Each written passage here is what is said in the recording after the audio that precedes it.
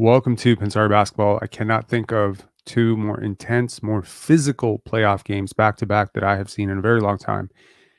If you've been sleeping under a rock, you missed a really good pair of games and 5 hours of rock solid basketball. The New York Knicks survive, and I use the word survive accurately. The Indiana Pacers' first and probably only punch in this series. I did not expect the Indiana Pacers to play this well. I believe the Indiana Pacers outplayed the New York Knicks and lost the game anyway. I don't know how they lost the game. You can certainly blame that, moving screen, that acting flop by Dante DiVincenzo.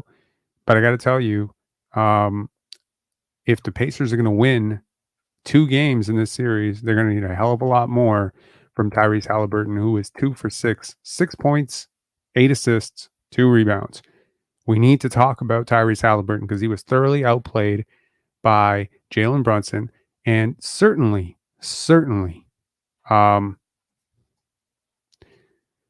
Kong, Rob, you were so confident in Denver. No, I wasn't. I literally just said in the last post game live that I would not be surprised at all if Denver lost this game, and I told you right before. What are you talking about?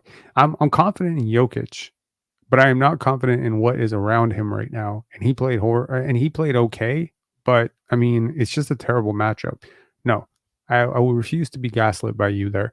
Go watch the last 20 minutes of the last live that we did. Literally, I want to say 5 hours ago, 6 hours ago. I said I would not be surprised if we show up to this and Minnesota wins.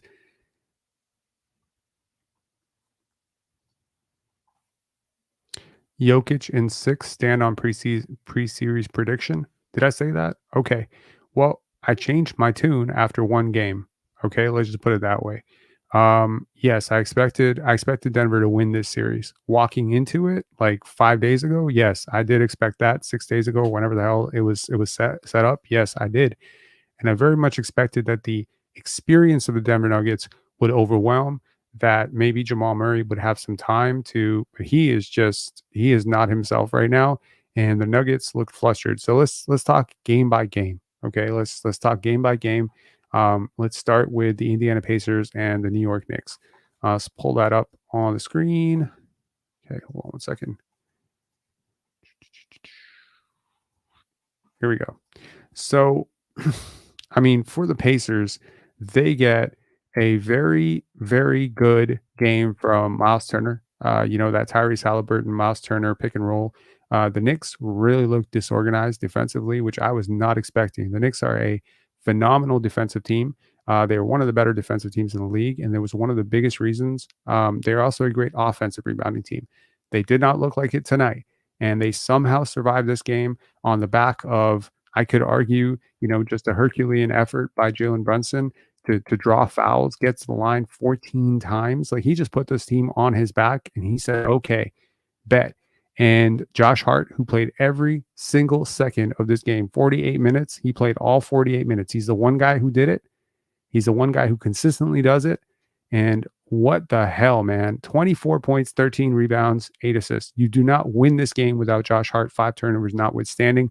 I thought he was incredible. Dante DiVincenzo, man, he was incredible too. So that Villanova connection basically won you this game, because it certainly was not OG Anunoby, who was abysmal tonight offensively. Defensively, completely different story, right? He had the 2 steals. He had some pretty good defensive plays, but I thought he got in trouble a lot in the half court. And I can't help but think every single time I see OG Anunoby dribble, set the ball down and try to do something, even when it's against a hapless defender like Obi Toppin or even Pascal Siakam, I can't help but think when I see him do this, this is probably why the Raptors moved off of him, because he wanted that bigger role here.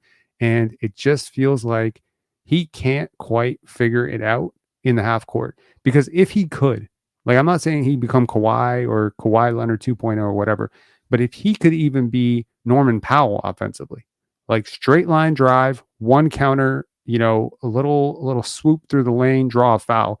If he could just do that instead of what he's doing right now, which is basically dribble into traffic, get completely trapped, get two defenders, shot clock runs out. Either he throws the pass off his leg or he throws up a hapless, sort of crazy shot. I mean, 5 for 14 is not going to cut it.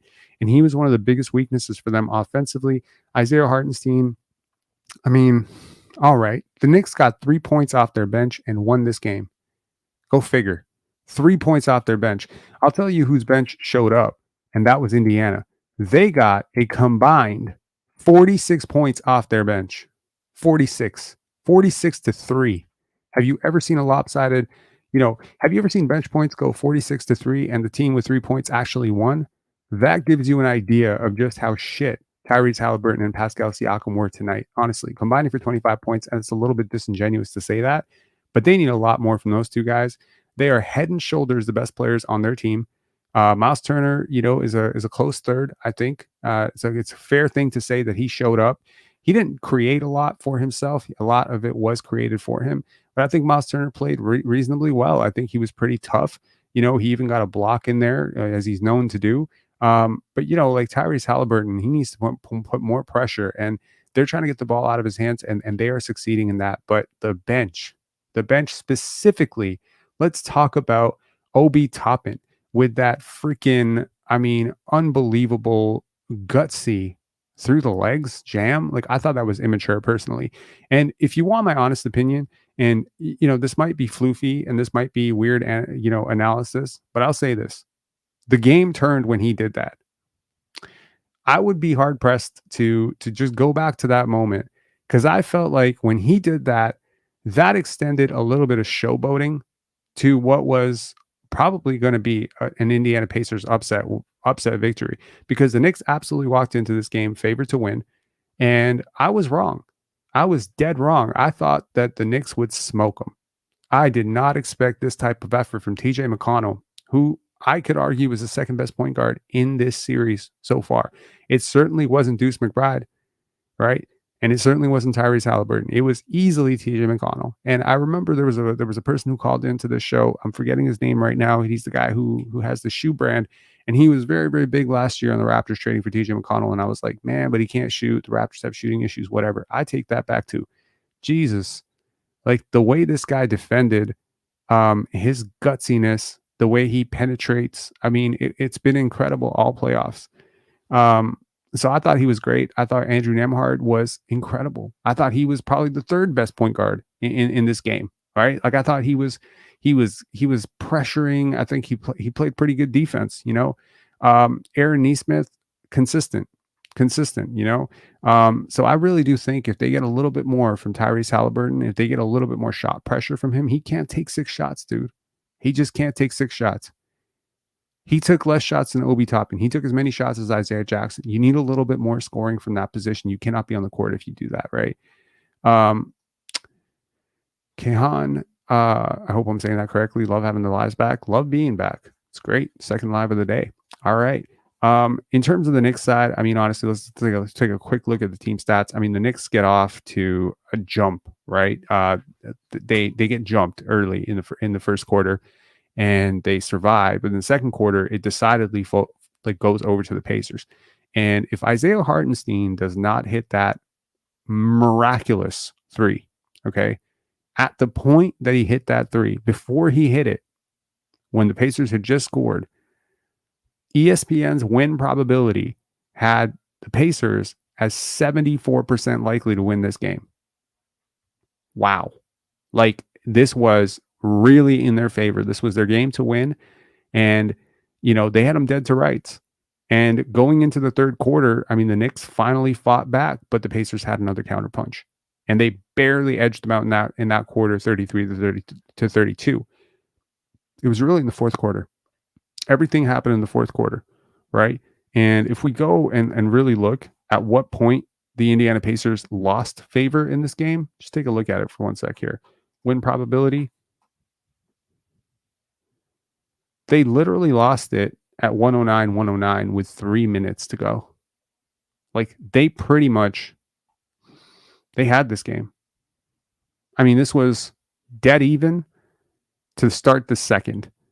So basically, the Indiana Pacers won this game and lost the game. I consider winning a game personally. I consider winning a game. You win the box. You win the final score. Fine. But when I'm looking at like in terms of trends, like who really played the better game, I'm looking to see who had the higher win probability throughout the game. So, it's possible. It's very possible that you could be winning the game for 90% of the game and then the other team just catches fire for like 4 minutes and hits like 17 threes in a quarter and you lose the game by two.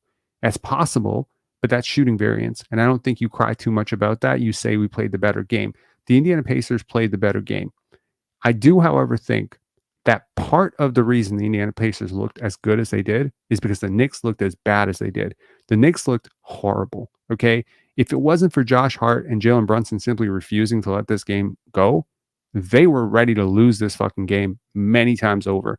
They had miscommunications on defense. They were sloppy. They were extremely turnover prone. Their bench did not bring shit. I mean, you cannot get 3 points off your bench. Deuce McBride is streaky as hell. Okay. Some people see him as an Emmanuel Quickly replacement. He is not that. If he's going to do this, he is not that. You need consistency and you need some playmaking and you need some effort and some grit from that second unit. And that second unit got thoroughly mopped. I mean, the starting lineup, it wasn't even close. Okay. If we tally up the points and the efficiency and the rebounding of the starting lineup, not one single Pacer tonight cracked double digits in rebounding. Not one. There's only one player who cracked double digits in rebounding. That was Josh Hart. I am thoroughly impressed with Josh Hart. I think Portland gave up on him too soon. I think the Lakers gave up on him too soon. He is really, really emerged into one of my favorite players of like in the NBA. I love everything about him. And I love his energy. I love his energy and I love his toughness. He is so tough. He is the epitome of a Villanova guard. And you want to know something? He reminds me a little bit of Kyle Lowry, another Villanova guard. But he has that Kyle Lowry stuff, right? Kyle Lowry is also a beast on the glass. Kyle Lowry just do whatever you need to win.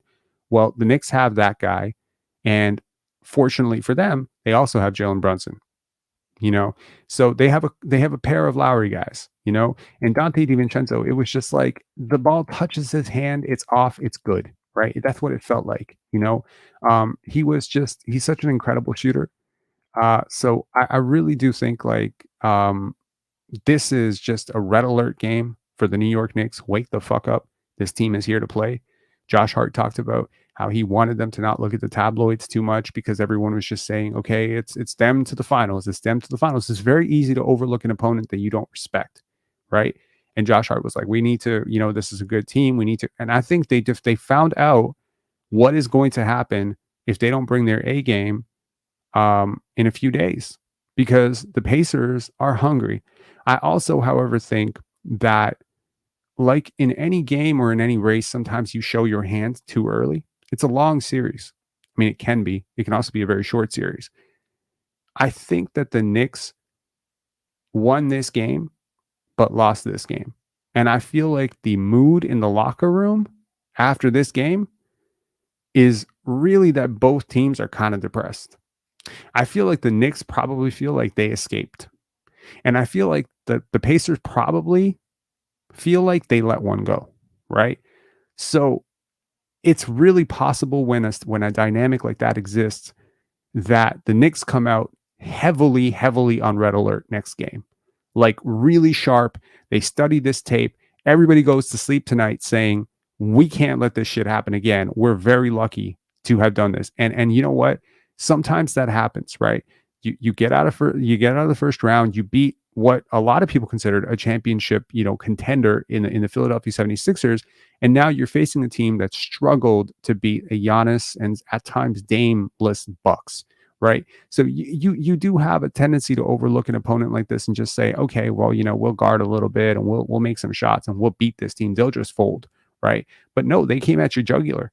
They came at you really hard and they showboated on your home court. Right. So if you want to say like this is a gut check moment for the New York Knicks, Tom Thibodeau will have their attention tomorrow in film session and they have to listen to him right now because quite frankly, they played a horrible game and they won.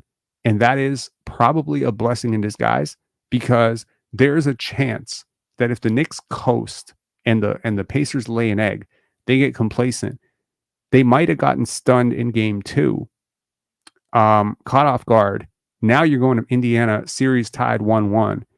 It's good to find out who a team is early in a series. This happened to the Raptors as well. If you recall, they faced off against the Orlando Magic. Jonathan Isaac gave them all sorts of trouble. The Kawhi Leonard, Kyle Lowry, that team, and they got on red alert real quick. That, oh shit, like we're not unbeatable just because we won nearly 60 games, 56 games. Like we can be beat, and it really, sometimes it can really tighten a team. On the underside, losing a game like this for the Indiana Pacers can be quite defeating because you exert so much energy. Like that entire team worked so hard, and then it was just taken away from you on a moving screen by Miles Turner, and then the whole thing just sort of flips, and the series has sort of flipped, and the momentum sort of flips, and now he's like, oh my God, now we got to win 4 out of the next 6. You see what I mean?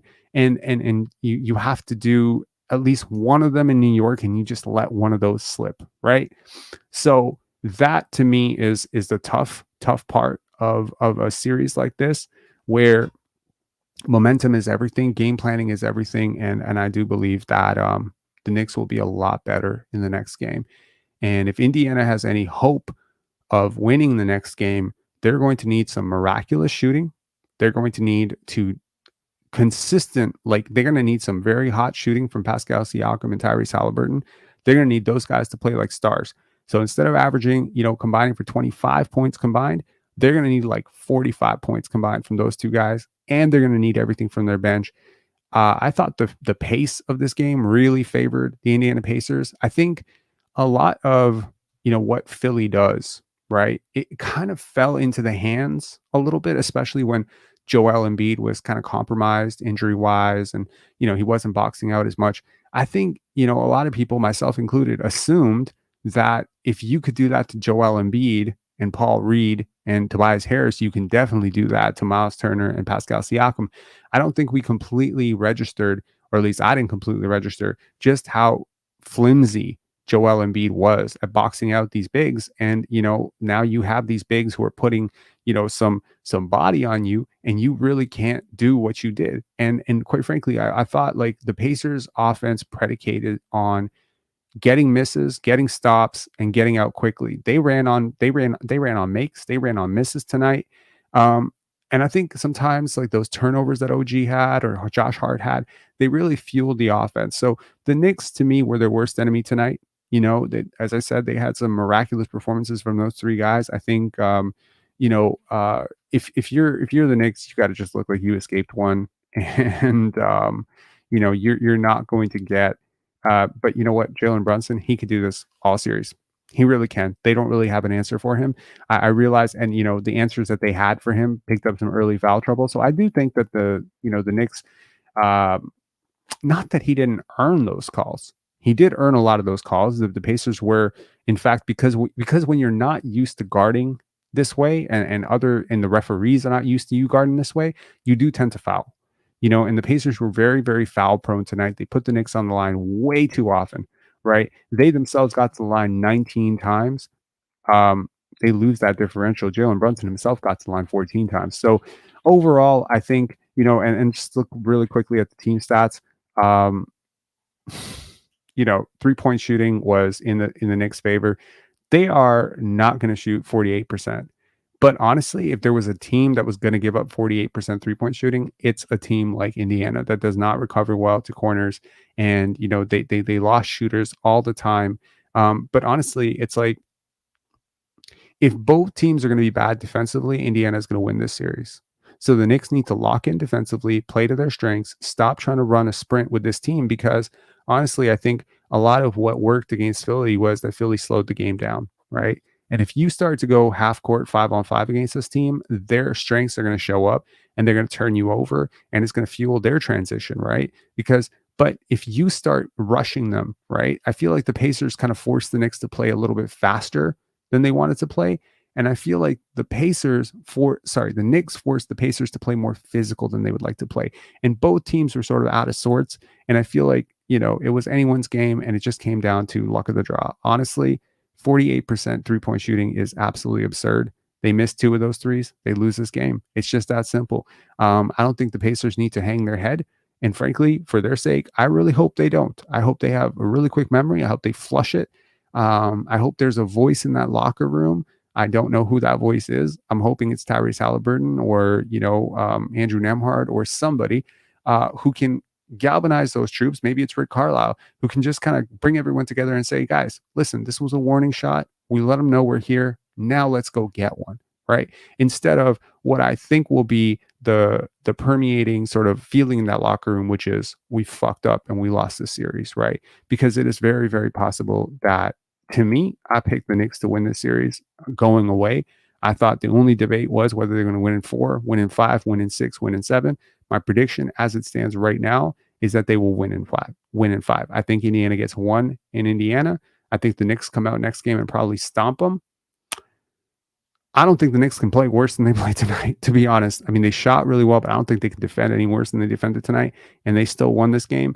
To me, it's like, yikes. And I don't think the Indiana Pacers can try harder than they tried tonight. But let's see. Let's see where this goes. Maybe some people will be right, and this will be a longer series than I was giving it credit for, but I don't think so. Let's move on to what was just shock. I didn't think in my wildest dreams when I saw Rudy Gobert out that this would be a stomping. I thought it would be close. I thought the Minnesota Timberwolves had a shot. I said it in the last live that we did, which ended at 7:20 p.m. that, hey, I wouldn't be surprised if in 5-6 hours we're doing a live and we're back here and the Minnesota Timberwolves have won. But I expected the Nuggets, with this gift of Rudy Gobert having a child and him being out and him being such an instrumental part of what they do defensively, I really expected the Nuggets to show up with a lot more fight, and they did not. They crumbled. They completely collapsed mentally, and I know that's a little bit overstated, but dude, there was no composure, not from coach, not from point guard, not from star, nobody. They, sometimes when you're a team,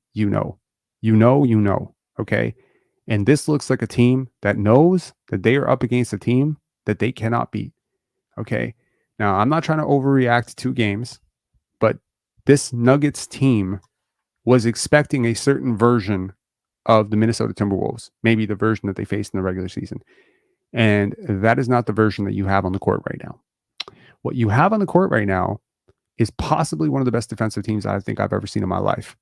What they just did to the Denver Nuggets at home on the road, I mean, for the Wolves on the road against the best player in the world, they made Jokic and Jamal Murray, honestly, they made them look like RJ Barrett and Jakob Poeltl. They put him in jail. That double block sequence by Naz Reid on Nikola Jokic. I mean, you really think about it. Naz Reid is not considered a great defender. Karl-Anthony Towns is considered a defensive liability. But sometimes it just comes down to matchups. And the Nuggets have insisted on playing a certain way. And I don't think this is going to work. Rob, they're getting swept. I don't think they're going to get swept. So I think it's going to be, my prediction right now as it stands is Wolves in 6 or Wolves in 5. I think the Nuggets will get one. But yes, you're right. If you were taking the odds, it looks like the Minnesota Timberwolves have come out to prove a point. And one thing I said before this series was that I don't think Anthony Edwards is scared of the Denver Nuggets. And I don't know why that meant something to me, but it really did. And it's a statement that I said once, and I just kept saying it in my head. And I'm like, shouldn't he be? Shouldn't he be, as a 22-year-old who understands the game as well as Anthony Edwards does, who has respect for LeBron, etc., shouldn't he kind of see what he's up against? I mean, Tim Connolly, the architect behind the Denver Nuggets and the Minnesota Timberwolves, he's the guy who drafted, all these guys, really. He drafted Jamal Murray. He drafted Michael Porter Jr. He built that entire championship team, and then he basically moved on and didn't get to reap the rewards. Well, he's going to get to reap the rewards this year, because I'll tell you that right now, Country Kong saying it's just a nightmare matchup athletically. It is. It is. Dude, when Anthony Edwards sheds his defender and he meets the second defender, which is Jokic, he's basically getting around Jokic like it's a pickup game, and it's a do or die series. Like, and Jokic is like, he gets a lot of slack for being a really bad defender. He's not that bad a defender. He's an average to like sometimes below average, sometimes above average defender, team wise, right? Not a big shot blocker, but he does a lot, like in terms of moving his feet, deterring, communication, etc., to be a reasonably good team defender. What the Nuggets cannot withstand is the type of performances they're getting from Jamal Murray and Michael Porter Jr. Because Aaron Gordon, he cracked double digits real quick, and they were giving him anything he wanted. Any shot you want, you take. Tonight, he hit 3 for 5 from three. That was good, 20 points. You're not going to win a game in which Jokic and Murray combined for fewer points than Pascal Siakam and Tyrese Halliburton. Seriously, like, my God, 16 points. I mean, where are we in this world where I'm saying 16 points, 16 rebounds, and 8 assists is a terrible game from Nikola Jokic? It was. It really was, and whereas last game he tried to stretch, the floor out and go, 9 shots from three, and he went 2 for 9. Tonight, he didn't try that. He went 0 for 1, and that was it. Honestly, they need to play a different way if they're going to have a chance in this series. You cannot continue to go back to what you're doing, right? You can't keep going back to Jokic in the post because they have an answer for that. You can't keep doing the Jamal Murray and Jokic pick and roll because Jamal Murray is athletically compromised, and Jaden McDaniels is getting around that screen every single time. And there's so much length poking in on all those drives. And frankly, there's so many shooters.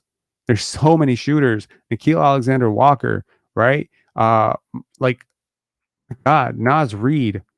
Shit, like, you got shooters galore. I don't think Naz Reid played well. He had 2 turnovers, 5 for 14. There was no 16-point fourth quarter for him tonight.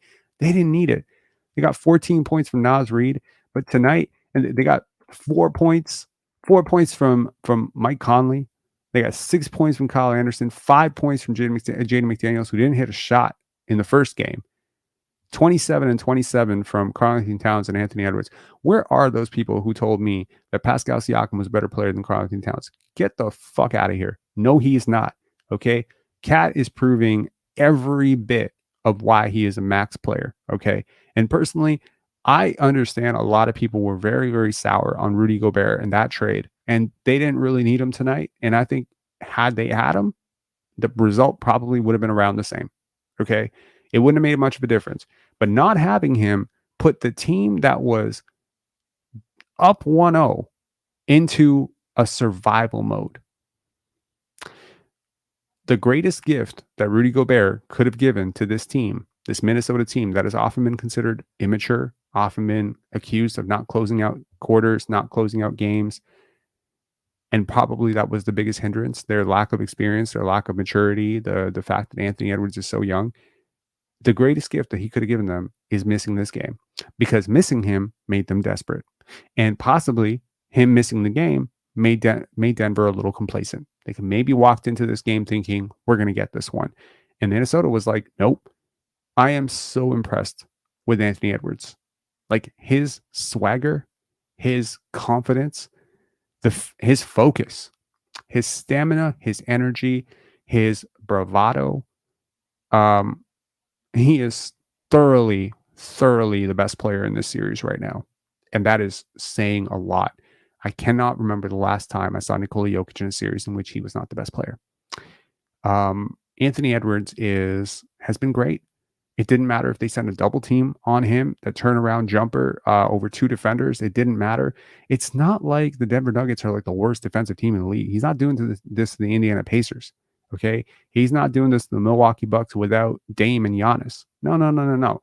He's doing this against the defending champions on the road on a do or die when they are desperate. And he finds a way to be more desperate. There was a commentary, while I was watching the game, where they said, what was the exact quote? They said, Minnesota is up 25, but they're playing like they're down 5. That's exactly it. There is a human element, I think, in all team sports, that when you play with the lead, you get a little complacent, right? And And that's, I think, what made Michael Jordan and Kobe Bryant so endearing. I think, personally, I think that's what often gets LeBron the soft tag.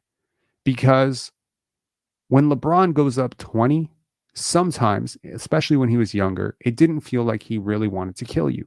And for whatever reason, the North American audience really embraces athletes who have this killer mentality. I don't know if it stems from, contact sports or, wrestling, UFC, whatever, hockey, whatever. But there is something very personal about Anthony Edwards in which it really feels like it's not enough to just beat this team. He don't want to beat the Denver Nuggets. When he came in and he talks about getting vengeance for LeBron. Like LeBron's, his favorite player or whatever, or one of his favorite players, and he feels like he's criminally underrated and he gets disrespected, whatever, whatever. And so he said, we got to get this one for LeBron. What a bold and confident and fucking cocky statement, frankly, from a 22-year-old. And frankly, I've always embraced people like this. I've never shied away from, I'm never going to be the person who's like, oh, well, who the hell is he? Sit down. No, man, stand up, shit. Like, I love this. Like when he was 19 years old, he walked into the Minnesota Timberwolves, looked around at Carlton Towns and who was an all-star at that point and just said, this is my team. And everyone just said, bet. Cool. I remember watching high school tape of him. And he was like, you could see the lockers in the back. So he was like 16 or 17 years old. There was such a confidence to him. Such a relaxed maturity to him, like a childish, definitely, a little bit child, but there is such a calm confidence to him. I haven't quite seen it in a long time. The obvious comparison is Michael Jordan. I don't think that's crazy. I don't think he's going to be better than Jordan, but I think he might be the closest thing to Michael Jordan in this league right now. Luka had it. He has it. It'll be very interesting to see those two guys potentially face off in the finals. I do wonder if the OKC Thunder are going to continue to be undefeated. I have my trepidations. I have some worries about them. Are they favored in a series over Dallas right now? Kyrie and Luka might be a little bit too much. But Lou Dort and Jalen Williams and Shai Gilgeous-Alexander, don't tell them that. So I think Mark Daigneault probably a better coach than Jason Kidd. It just I think that sort of Crimson Chin saying Shea versus Ant in the Western Conference would be hype. Let's not kid ourselves. Luca versus Ant would probably be a bigger box office draw. And I do believe, because Shea is like he's a more subtle, he's more team friendly. There's not like a head to head marquee, star versus superstar type of thing. I understand Shai Gilgeous-Alexander is he's a top 5, top 6 player. But in terms of like an individual superstar, like personality, I think that maybe, just maybe, Kyrie and Luka is more box office. But I agree, having two of the youngest players, youngest stars in the league facing off against each other. I think Luka versus Anthony Edwards would be great, but I think also Shai Gilgeous-Alexander versus Anthony Edwards would be awesome. I think also the Shai Gilgeous-Alexander Anthony Edwards thing would be really funny because you would have Nickeil Alexander-Walker and Shai Gilgeous-Alexander facing off against each other, and that would be two cousins. Man, how many people in the NBA are related to other people in the NBA? It is crazy, right? How many people are sons of, daughters of a WNBA player, sons of, an NBA player, cousins of, brothers of? It's crazy how limited that gene pool is. It's nuts. He's different. He gives me Afro Kobe 2000 vibes. Whew, yeah. We laughed at the Rudy Gobert trade. Here's a fun fact. I would love to find the video of me saying that the Raptors should trade for Rudy Gobert because I was firm on that one for sure. I have always been a bit of a Rudy Gobert apologist or defender. I do think that the Minnesota Timberwolves overpaid, and I sort of clowned them on how much they gave up and how many picks they gave up, etc. But man, they look pretty smart right now. And I think this opens up a broader case of understanding what you have, when you have it, how you have it, and what you need to put around it. Jaden McDaniels, Anthony Edwards, Karl Anthony Towns, Rudy Gobert, Mike Conley. That is a really, really, really difficult thing to score on. When Anthony Edwards came into the league, I did not consider him a great defender. In fact, he wasn't a great defender. You had a channel when the Rudy trade happened. It might not have been on this channel. It might have been on Basketball Zone. It might have been on To the Point, but I know I had my take on this public. Um, it might have been on this channel. When did the Rudy Gobert trade happen? It was 2 years ago. Yeah, this channel was around 2 years ago for sure. Ochai could be not if he pans out. I don't think so. You keep having the Freudian slip on Jalen McDaniels. I do because I say the name Jalen McDaniels so often, and it's not like Joey Graham and his brother where the names are distinct enough. Jalen and Jaden are very similar names. So yes, when Kyrie defers to you, you're that guy. I mean, Luka has been doing a lot of deferring to Kyrie in fairness, and Kyrie has been the best player on the Dallas Mavericks, in my opinion, so far. But if Luka wakes up in this series, if he can, if he's been a little bit injured, but man, I think it comes down to this, right? There was a lot of talk earlier about um, shot creation advantages, etc. What can defenses take away from you? And yeah, of course, the theory is that guys like Luka, guys like Jokic, they're simply too big to stop. But I think with Anthony Edwards, you're seeing what happens when you take all that strength and all that skill and you add some speed and grease to it. You know what I mean? Like you add some like like I don't know how to explain it, but like when I see him when I see him like slashing into the paint, I don't think anyone could touch him. Like he's moving at a different speed than everybody else. His athleticism is jaw dropping. His coordination, his hand-eye coordination, his balance, his quickness, defensively, his relentless attack. He's on a mission. Now, I'm not ready to proclaim him like the future face of the league, whatever. That's going to take a lot. And frankly, he has not shown me for a long enough period of time that he can do that. Um, I think a lot of what he's doing right now is God-given gifts. I know he's worked a lot for it. He worked to be the number one overall pick. He's worked to get as good as he is. He's worked on his defense. And as I was saying, when he came to this league, he was not a great defender at all. Go check the tape. He had lapses on defense, and he committed to that. He committed to that end. I think a lot of people felt like he had defensive potential, but a lot of people felt that Vince Carter had defensive potential. It took buy-in. And I do believe that playing with a guy like Rudy Gobert, it helps you defensively. It really does. Rudy is a great teacher defensively, and he makes you better. But I also think, credit to Chris Finch and that coaching staff. I mean, they have done a brilliant job. They have scouted the shit out of the Denver Nuggets. They have put Jamal Murray in jail. I mean, what Jamal Murray has not been allowed to do in this series is it's incredible. I mean, look at his performance tonight. Jamal Murray went 3 for 18 tonight. 3 for fucking 18. I just want to give you a quick perspective on how good Anthony Edwards has been. Just give me one sec here.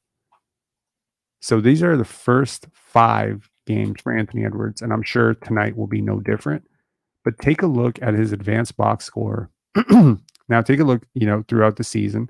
Hone in on this right here. His box plus minus. I mean, he's consistently in that. Like he averaged, I think, on the season, if I remember this correctly. Hang on one second. Let me pull this up. So on the season, these were Anthony Edwards' numbers. He was 36 points per 100 possessions. He had a 3.3 boxes minus, which is solidly all-star level, right? He was the best player on the Minnesota Timberwolves, but it wasn't by like a large margin, right? I just want to give you a context of his first 5 games. 9 boxes minus, including a ridiculous, by the way, 8.2 value of replacement. Then he had a 5 boxes minus game. That's his worst game so far, and I guarantee you tonight's game was not that bad. 6.8 box plus minus, 21.2 box plus minus, and his first game against Denver was a 16.2 box plus minus. To put into context what he is doing, he is very much eclipsing peak Kawhi right now. Like, he is actually very, very close right now. If we're just looking at the analytics, this is Michael Jordan shit right here. These 5-6 games, the first 6 games he's played, he has been Michael Jordan. Can he do it for 12 more games or 10 more games or whatever? If he could do that, he has firmly cemented himself as an MVP frontrunner next year. He has firmly cemented himself as a top 5 player. There will be no conversation about him versus Jason Tatum ever again, him versus Donovan Mitchell. He will be de facto the best shooting guard in the NBA next season. And at 22, doing this, he will be doing something that I don't think, I can't remember the last time someone who was 22 did this. If he can take this all the way, if he really can, he's doing something that even Michael and LeBron didn't do, right? He's doing something that Kobe Bryant did with Shaquille O'Neal. There's no Shaquille O'Neal on the Minnesota Timberwolves. He is by far the best player. When's the last time a guy who was 22 years old, who was the best player, actually won an NBA championship as the best player? I'm really thinking about it. Zigsaw Puzzle saying D Rose. Correct. He was an MVP. He, however, never played in the finals. The Bulls never made the finals with D Rose. I think they peaked out at the conference finals, if I'm not mistaken. Wade. Nope. Dwayne Wade was not 22 when he and Shaq went to the finals. I believe he was 24. Kobe had 2 championships at 22. Yeah, sure. He was not the best player on those teams. Fight me on it. Shaquille O'Neal was by far the best player on those teams. So, is Scottie older than Anthony Edwards? Yeah, I believe so. By a hair. Magic was close. I believe Magic did win a champion. It was Magic Johnson, actually. Magic, I think, was 21 when he and the Lakers won their first championship, and he was the best player because Kareem missed that series. So yes, it was Magic Johnson. But Kareem Abdul-Jabbar was the better player than Magic Johnson at the time. But I think Kareem missed the finals, if I'm not mistaken. Was that? I'm missing my life. Who else? Tim Duncan, but he was 24, I believe. Duncan was 24, 25. So again, doing it 22 is just insane. It's just not. It's not done. It's probably never been done the way he's doing it, because what he's doing right now is, when I'm comparing the first 6 games so far, right?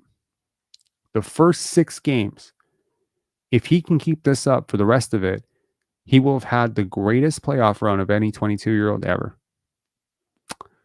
I'm pretty sure. Like, Luka has been there. Like, Luka's playoff runs have been insane, but he's never had the team success. You could argue he's never had this much help. You could argue he's never had this much defense. I could argue he's never defended this well. You know? Youngest because dudes played 4 years in college, to be honest. Fair.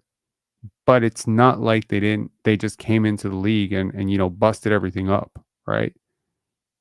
Anyways, let's get Lil John on, and then we will end it. Lil John, what's going on, man? Can you hear me? Yep. All right, let me attach my AirPod.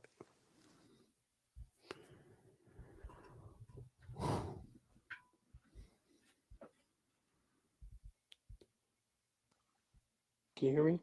Mm-hmm. Yeah, sorry about that. How you doing, man? Your audio is very murky, man. AirPods are a no-go. No, you're very distant. You're kind of echoey. All right, let me take the AirPod off. What is it about AirPods? It never works. It didn't work for Vince. Doesn't work for you. I don't know what it is. AirPods suck. Yeah. Jason saying, can't wait till the Raptors. Can you hear me now? Yeah, a little bit better, but I'm getting an echo from you as well. So let's just say your piece, and then we'll be done with it. But yeah. So I want to talk about the Raptors, but if you want to talk about the Timberwolves, yeah, I'm really, really impressed with them. The fact that fact that Ant's younger than like so many of the 2021 guys, it's kind of wild because we talk about them like they're children, and this guy's leading a team to the finals. Like it's really impressive, right? Anthony Edwards was 2020, right? Yeah, he was 2020. But he reclassified. Right, Yeah, right. and So he was supposed to be 2021. He was supposed to be classified to be 2020. 2020. Plus, And by, he had the COVID shutdown, right? yeah, So and he was like not scouted properly, and I feel like a lot of people assumed that draft was really weak because and there was some real debate about him versus James Wiseman or him versus LaMelo. LaMelo Ball. Wow. Did you see there was an article written that released like maybe a couple of days ago that the Timberwolves tried to trade the first pick. Did you see that? No, I didn't. Who did they try They tried to trade it to Golden State. for And what? I think Golden State was like, yeah, we're not really interested in Edwards. We think Wiseman is the best player. Hmm. By the That's way, interesting. by the So they way, wanted to trade down one pick? I guess I know. I guess they kind of just like was offering it to Golden State. Like, do you mind the first pick? Or That's a really weird thing. I mean, I remember maybe it was to Charlotte. it Maybe probably was yeah. because I think that I've seen it done with 1-3, Jason Tatum, Markelle Fultz. But I can't imagine 1-2 makes a hell of a lot of sense. Yeah. 1-2 doesn't Who really does make that sense benefit? because you can still get your guy if you know what I mean. Like you're gonna get your guy anyways. Yeah, typically these deals are meant to leapfrog somebody. The last time I remember two guys in the top five being swapped for each other, it was probably Vince for Antoine Jameson. And again, that was largely due to the Raptors being super cheap. They didn't want to pick Vince fourth. They wanted to pick Vince fifth and then flip him. Like stupid, but whatever. They should have just picked him fourth. Like, what did they really get for that trade? That was so dumb. But yes, that being said, yeah, But everybody missed on Anthony Edwards. I never saw him becoming like one of the top five players in the league, man. I gotta be honest. I listen, saw him being a 5-time All-Star, but never like an MVP candidate. So I me am neither, just man. flabbergasted by how I good he's been. I completely agree. I'm really like pretty good at like kind of eyeing the guys who are like there's something about him that it's not even about basketball. Like there's just an edge about him that's Hmm. really special. I And agree. I'm usually pretty good at eyeing like if a guy's kind of quote unquote different, which Right. he is that, personified. Hmm. And I've just done a terrible job because I've actually been anti him and he's just won me over. He kind of won me over at the end of the season when he started playing without Towns, but that first game against Phoenix, when he was just like talking to Kevin Durant, and it was like so apparent that, like, if you're gonna these older guys like LeBron and Kevin Durant and Steph, they've had such a vice grip on this young generation, and like in order, like it sounds so cliche, but in order to like beat those guys, you kind of have to just rip it from them.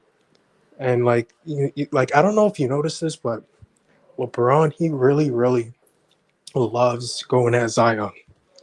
Like, because Zion's my favorite player, and like he really like makes it a point to like anytime Zion does anything, he's like, I'm going right back at him. And like Zion just does a terrible job at just rising to the occasion. And I'm like watching Edwards, and I'm like, man, like he has everything that like a real generational player has. Like he's like that. This is what it's all about. Like I'm just like so giddy about it. Like he's just so good, man. Would you take him over Victor Wembanyama?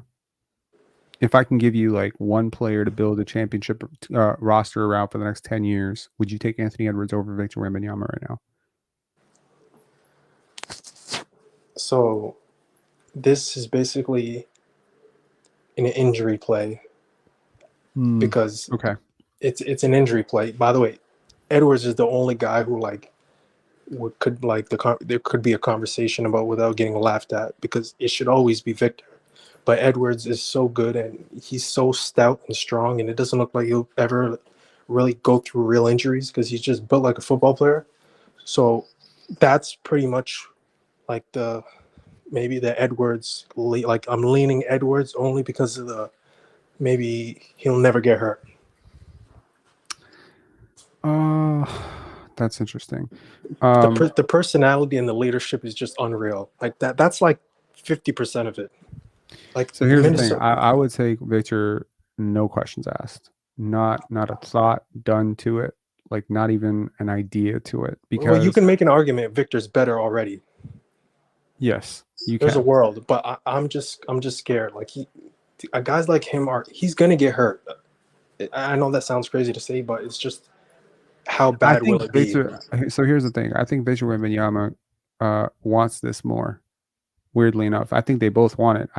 Oh, he has a lot I of think that too. Wemby wants it more.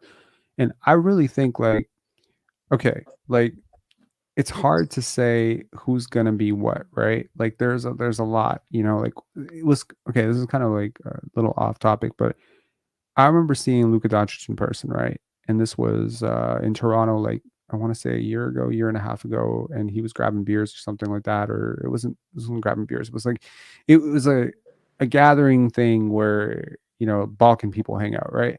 And I Yeah, remember like noticing like a real beer gut on this guy, and I just thought to myself, I don't think I can't remember the last time I saw a professional athlete in this shape.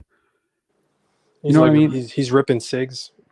I have no idea because I can tell you for sure that there are certain Balkan players that I do know for sure smoked during their NBA careers. I'm not going to list It's out who kind they of are. So fire, to there, be honest.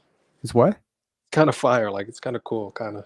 It's not cool at all. It's not cool at all. It's fucking No, no, it's ridiculous that terrible. It's that terrible, you but can make millions of dollars no, and it's terrible. still like I mean, first of all, I don't think smoking is cool at all. Personally, as someone who's just quit, I think it's the stupidest thing anyone could ever do for themselves. And if you smoke, you should absolutely quit. But as a professional athlete, there is a certain grace period in which you sometimes just coast on talent. And when you get too good too fast and you are considered gifted, in which a lot of these young players are gifted, you surround yourself with a lot of people who are yes men. They don't tell you shit. They let you get a little too complacent. And I feel like if you don't have some sort of internal perfection standard, you will get complacent. See, Michael Jordan, he didn't care that he won 3 championships. He came back and won 3 more. He didn't care that he won 6 championships. He came back and tried to prove that he could still. That relentless competitive spirit is just not there in most people. Most people have a bar of good enough. It's good enough to beat this team by 10. Anthony Edwards doesn't want to beat you by 10. He wants to beat you by 50, 60, 70. That is unrelenting, and it is very rare to have that level of competitiveness. Typically, that level of motor and competitiveness is found in like role players. You know, it's very rare that a star player has that level of motor. So Yeah. that's what I find so appealing about Anthony Edwards. The reason I take Wemby over him is because Wemby has that, plus he has a remarkable maturity to him at a younger age, and Probably a little bit more mature. he probably is a lot more mature. But I And think Edwards is pretty mature. I think, but he's mature in a completely different way. I mean, it depends. Like, like again, if you like measure a car mechanic on their ability to fix your dishwasher, you're completely missing the plot, right? So if we're going to use the metric of maturity, well, whose definition of maturity are we using? Obviously, Wemby grew up, being a professional much younger. He's grown up like with completely different environment, completely different culture, etc. So all of that is going to fluctuate. He's very you well know about the read. bedtime stuff. The bedtime stuff is like that's kind of the takes it over the Well, edge. you know who else is really mature? Shea Gilgeous-Alexander is remarkably mature. Like he Yeah, is astoundingly mature. When I listen to that guy talk, I'm like, this guy's more yeah, mature than me, and he's yeah, 25 he years is. old. So these three guys, I think they all have a chance to be top 25, top 50 type players. I think Luca is in that category as well. Billy, where you going now?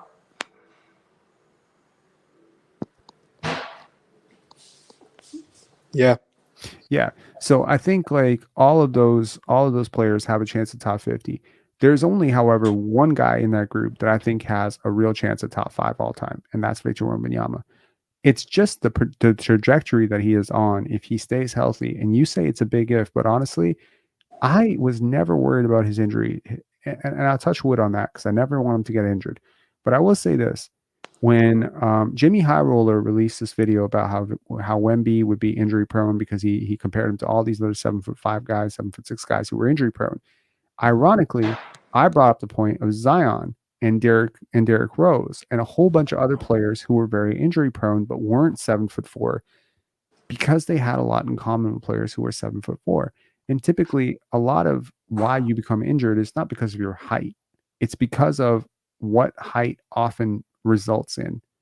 See, people who are really, really tall very often have terrible posture.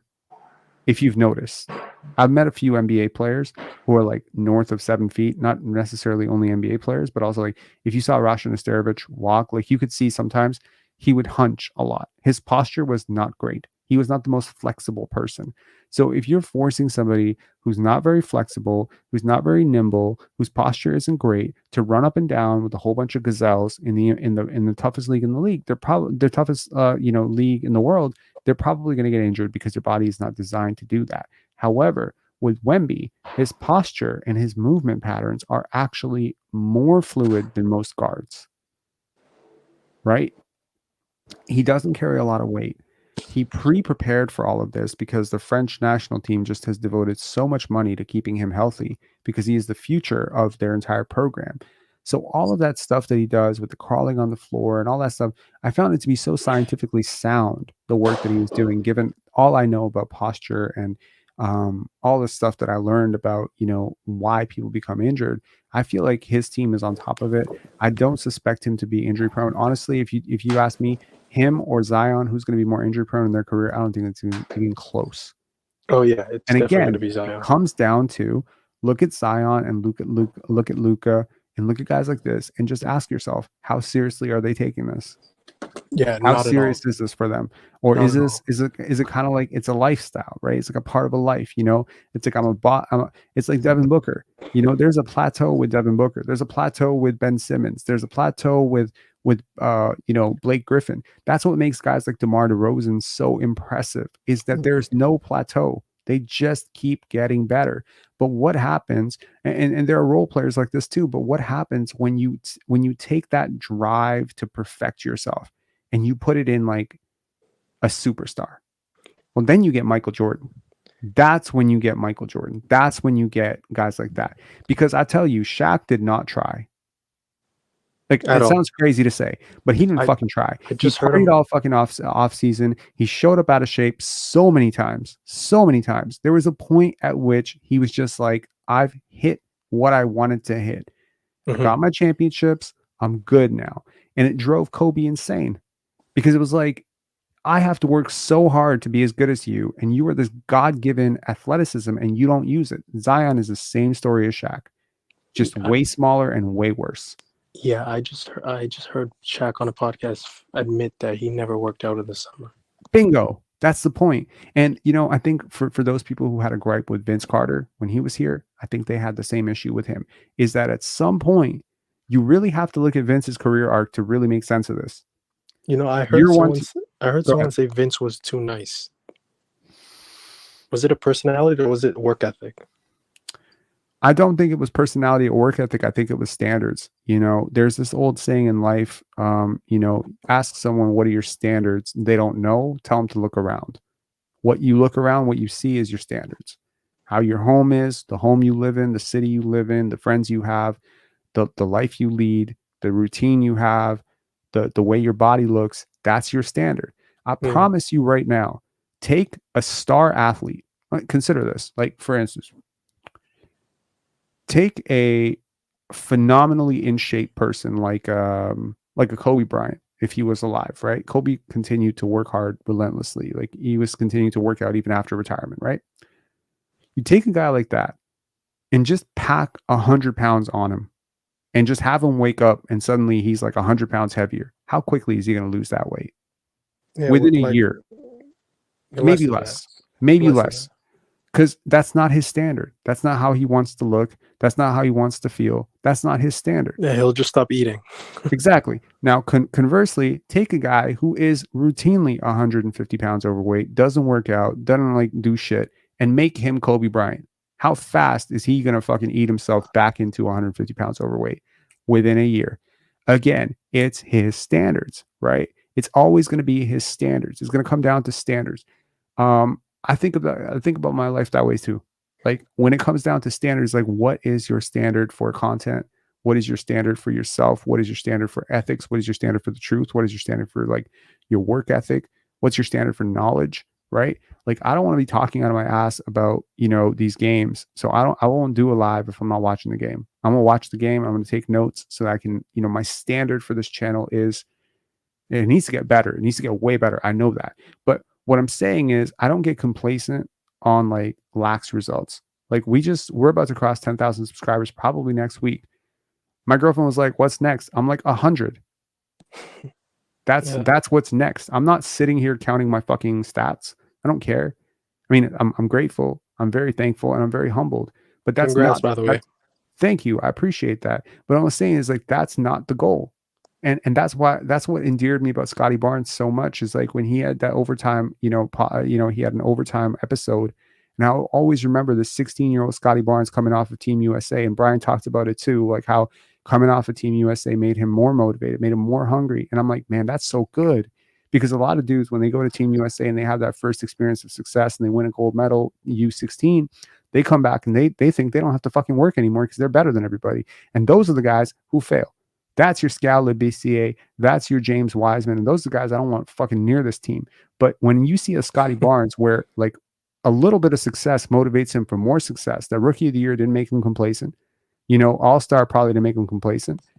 That's when I get like a sense of now, obviously there's degrees to this. There's like a certain amount of it, and then there's an insane amount of it. I don't think rookie of the year made Victor Wembanyama complacent. I think, frankly, he probably reflects on his season. It's probably like, we didn't win enough games.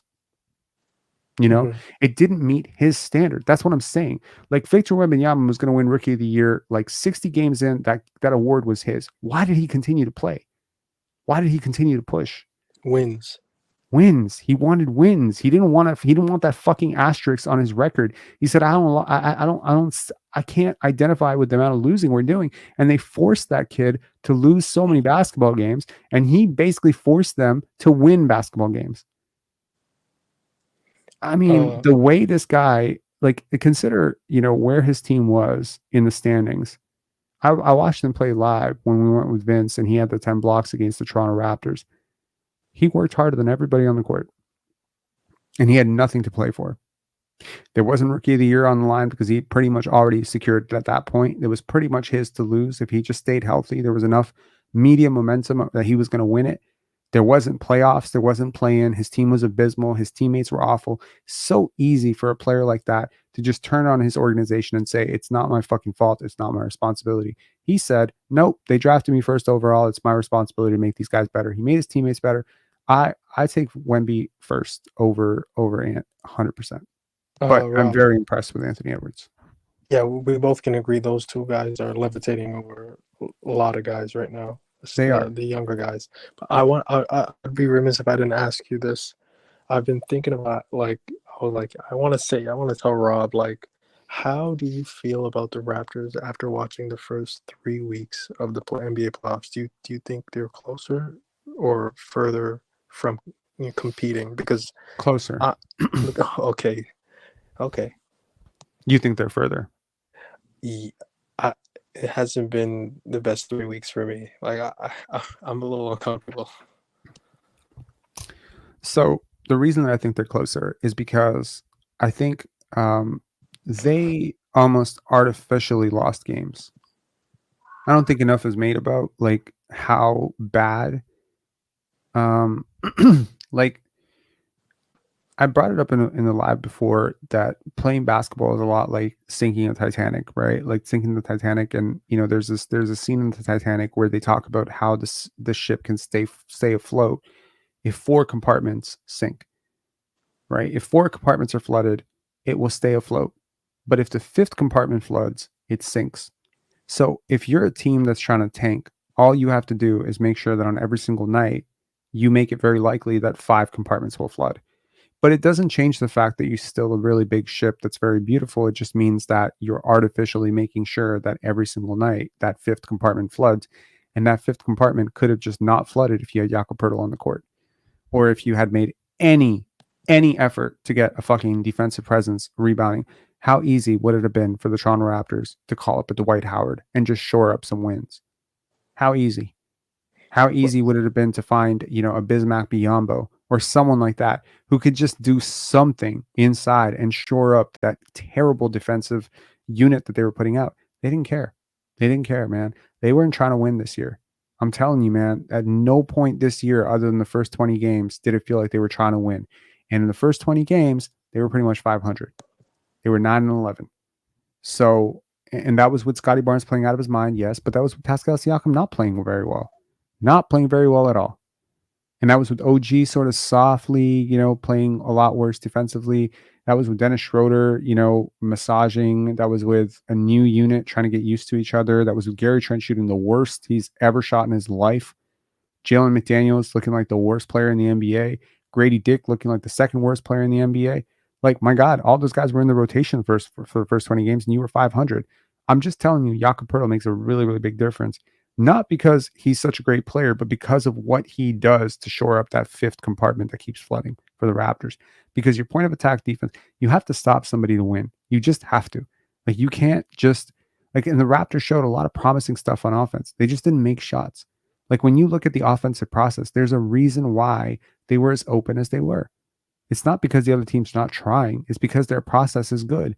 Their playmakers are good. They have talent on this team. It just so happens that their talent is not being buoyed by sufficient amount of defense. So you can accomplish that in a certain way. You can basically ask your team to basically play a defensive style that you know is going to result in losing a lot. And I think they did that.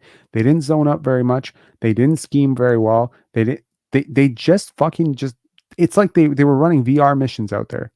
I don't know how old you are. I think I remember you were younger. You ever play Metal Gear Solid? no. No? Okay.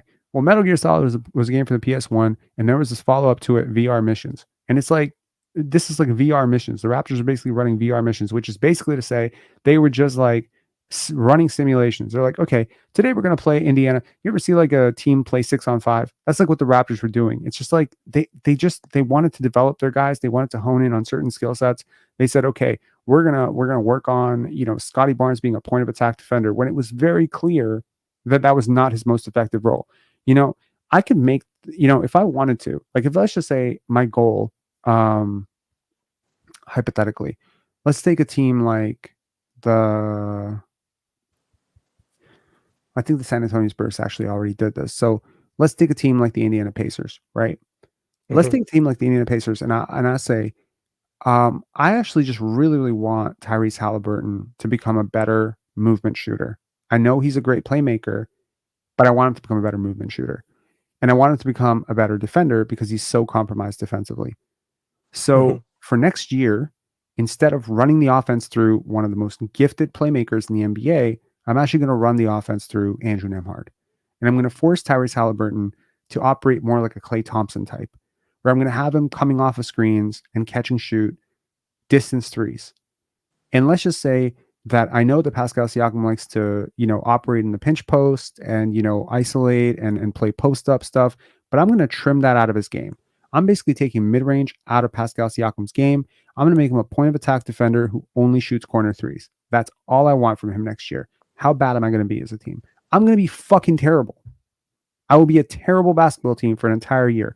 And I will hone in on that specific skill set and I will make those players better at that specific skill set. However, the players who are not doing the things that they're good at don't suddenly become bad at the things that they're not doing. They're just not doing them.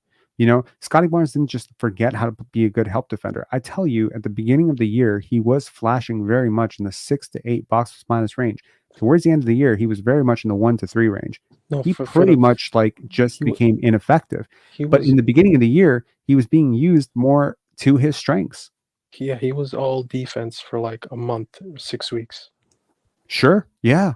I It mean, was he it. was so disruptive. He was getting blocks, steals everywhere. I mean, don't underestimate that when you're playing for something, there's a little bit more motivation on a night to night basis. And, I think the Raptors did their best. They got blown out a lot for sure.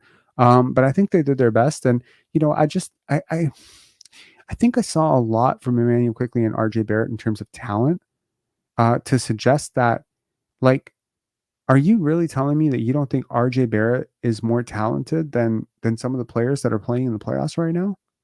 Yeah, so that's where the conversation was going to lead to. So I'll get back to that. But my point is, I think you're looking like at level one. You're looking at like, hey, Lil John, we're gonna get back to being respectable. I understand the Raptors were like sabotaging themselves. They had a guy who was betting on the Raptors to lose.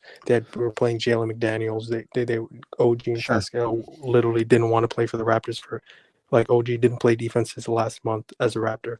I get that. The Raptors are gonna get back to being respectable next year. I'm looking at like competitive playoff basketball that I'm watching from the Minnesota Timberwolves and stuff. I only see one guy that I know for a fact can play at this level, playing his current role on this team, which is Scotty. That's what I'm thinking. Two levels ahead. Like, I'm thinking down the street. Who on this team do you truly think can play playoff basketball at like a respectably high level on this team? We only have RJ. one guy. I think RJ can play playoff basketball at a I very high think you're level. selling yourself on RJ. You know, funny enough, as the I'm not season, selling myself on RJ. I've actually been accused of being a bit of an RJ hater. I'm not a hater. I'm not a lover. I'm not a fanboy. I'm nothing. I'm objectively looking at RJ Barrett, the basketball player, and I'm telling you that he's if the so bad on player defense. Oh my god, it's fair, the defense. That's to me, that's the issue. The offense is actually, he's a lot smarter than I thought. This 3-point shot isn't as bad as like you think. It's solid. The free throw shooting is worrying, but it's still whatever. He gets to the rim at a really special, like, it's pretty special how he gets to the rim going absolutely, and left. he draws contact and he The gets to defense the is the issue. line. The defense is the issue. Rob, you know how like every team has one guy who isn't that good defensively, but you would hope Hmm. is like a star on offense? Sure. He is that guy for us, but he's not a star on offense. So he's bad on defense, but okay to good on offense. Like that guy, there's so many other teams in the NBA. Like that guy's like Trey Young for the Hawks, who sucks on defense, but he's a He is superstar on not. offense. He's not Or Trey or Young.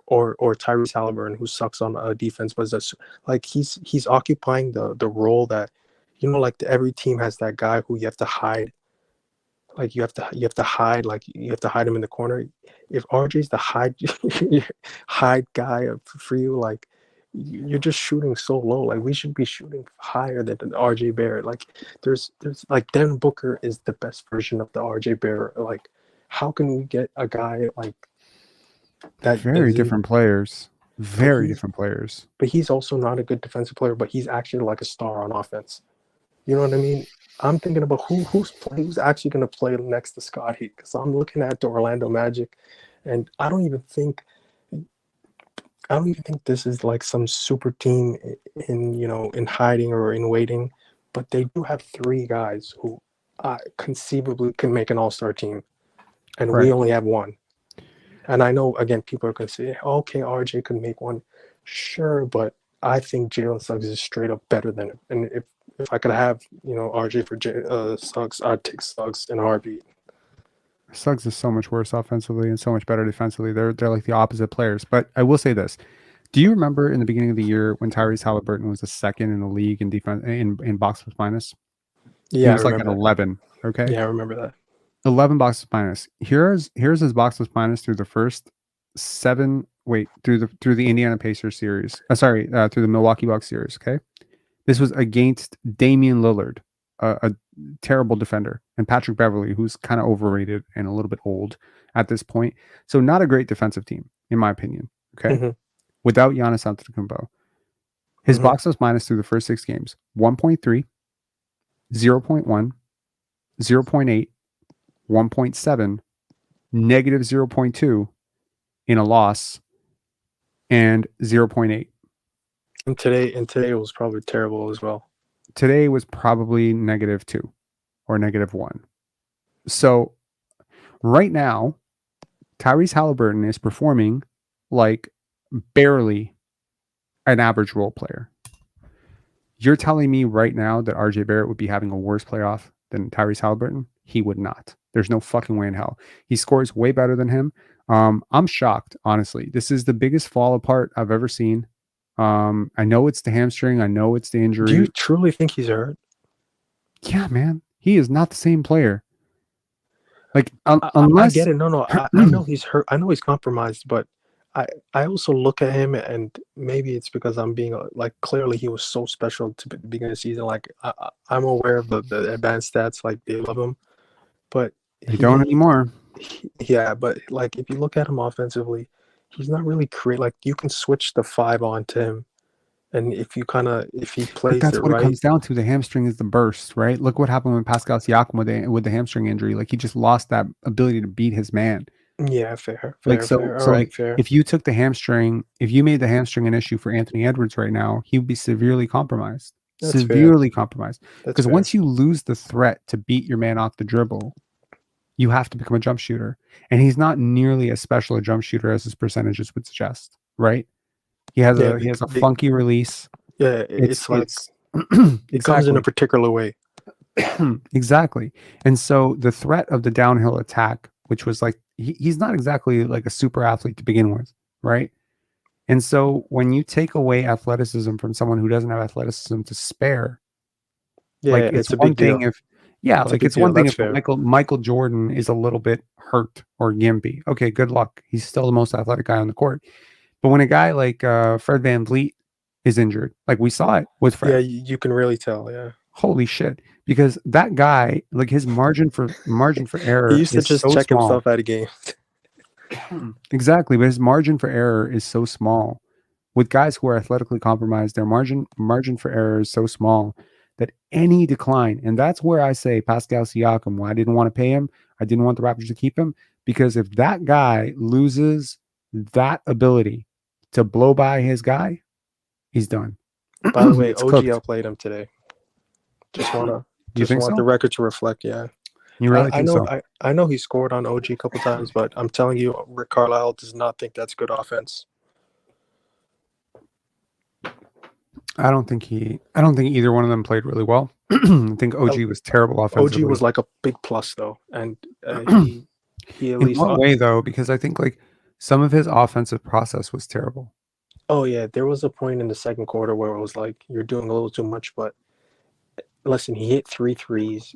Pascal for some, he's shooting the free throws terribly. You know, it's he can't hit above the break threes. It just really messes up his team's offense. Pascal just has he's never figured out the above the break threes, which is really like that's something that people don't really talk about. Hmm. Hitting corner threes is not really that hard. Like it's not hard to hit corner threes. Like I think this year Scotty hit like 38% on above the break threes or something like that. I think That Scotty actually is. sucked in the corners, which is actually a great thing because you don't want your star player to be in the corner. Hmm. To put into context just how not great OG has been through the playoffs so far, here are his numbers. Hang on, I'll pull them up. You know, it's funny. The advanced stats don't love OG. Advanced stats. Yeah, for some reason. Some do, some don't. Versatility index loves them. Okay, so here's OG in terms of his box plus minus through the first 7 games against Philadelphia. Negative 3.7, negative 3.2, 3.1, positive 5.1 in a loss. So his best game came in a loss, where he played 39 minutes. Then in a win, one positive 1.6, negative 1.3, negative 2.2. Okay. So That that was has been OG's season, playoff season so far. Not exactly lighting up the world. Pascal Siakam started out guns blazing in the first 2 games against Milwaukee. Hang on, let's see how much his season, his postseason has tailed off so far. Again, this is not including tonight's game. Pascal Siakam, Boston minus. Look at the first 2 games. Positive 14.5, positive 13.4. oh he was unbelievable. Yeah, Holy shit. But zero point 0.1, negative 0.9.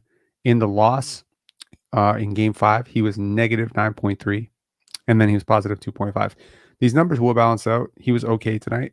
I don't think he was great. no, he was good tonight. Like he He made was fine. all of his baskets were like isolation baskets, pretty I think much. I'm more worried about his free throw shooting has been yikes. So the bad free throw shooting, bad threes, declining defense. You Yeah. know, And yeah, it's rim defense, right? Like not getting that paint protection from your 4. when you're 5, and he doesn't box out really well. He's not a super rebounder. I feel like the equation on Pascal would change so much for me if he was just a great rebounder, or if he was a great screen setter. Like, do or something, do anything. Fuck, yeah, yeah, like, do that's a good anything. point. Yeah, But he, he doesn't do that stuff. He doesn't do that dirty stuff, right? So yeah, that's yeah, true. Jigsaw puzzle. Do you still want OG back? Sure. Yeah, he works, man. Like, I mean, I want an OG type, right? Like, I want an OG type. Now, that filler, I had a video earlier today, which I encourage anyone to watch, which was, especially the first half of it, watch like the 12, 15 players that I want to target. And the top of my list was Trey Murphy the third, and how much I love that guy. So I'm a Pelicans fan, right? I've said this many times. So I'm not as high on Trey as you are, but I do love him still.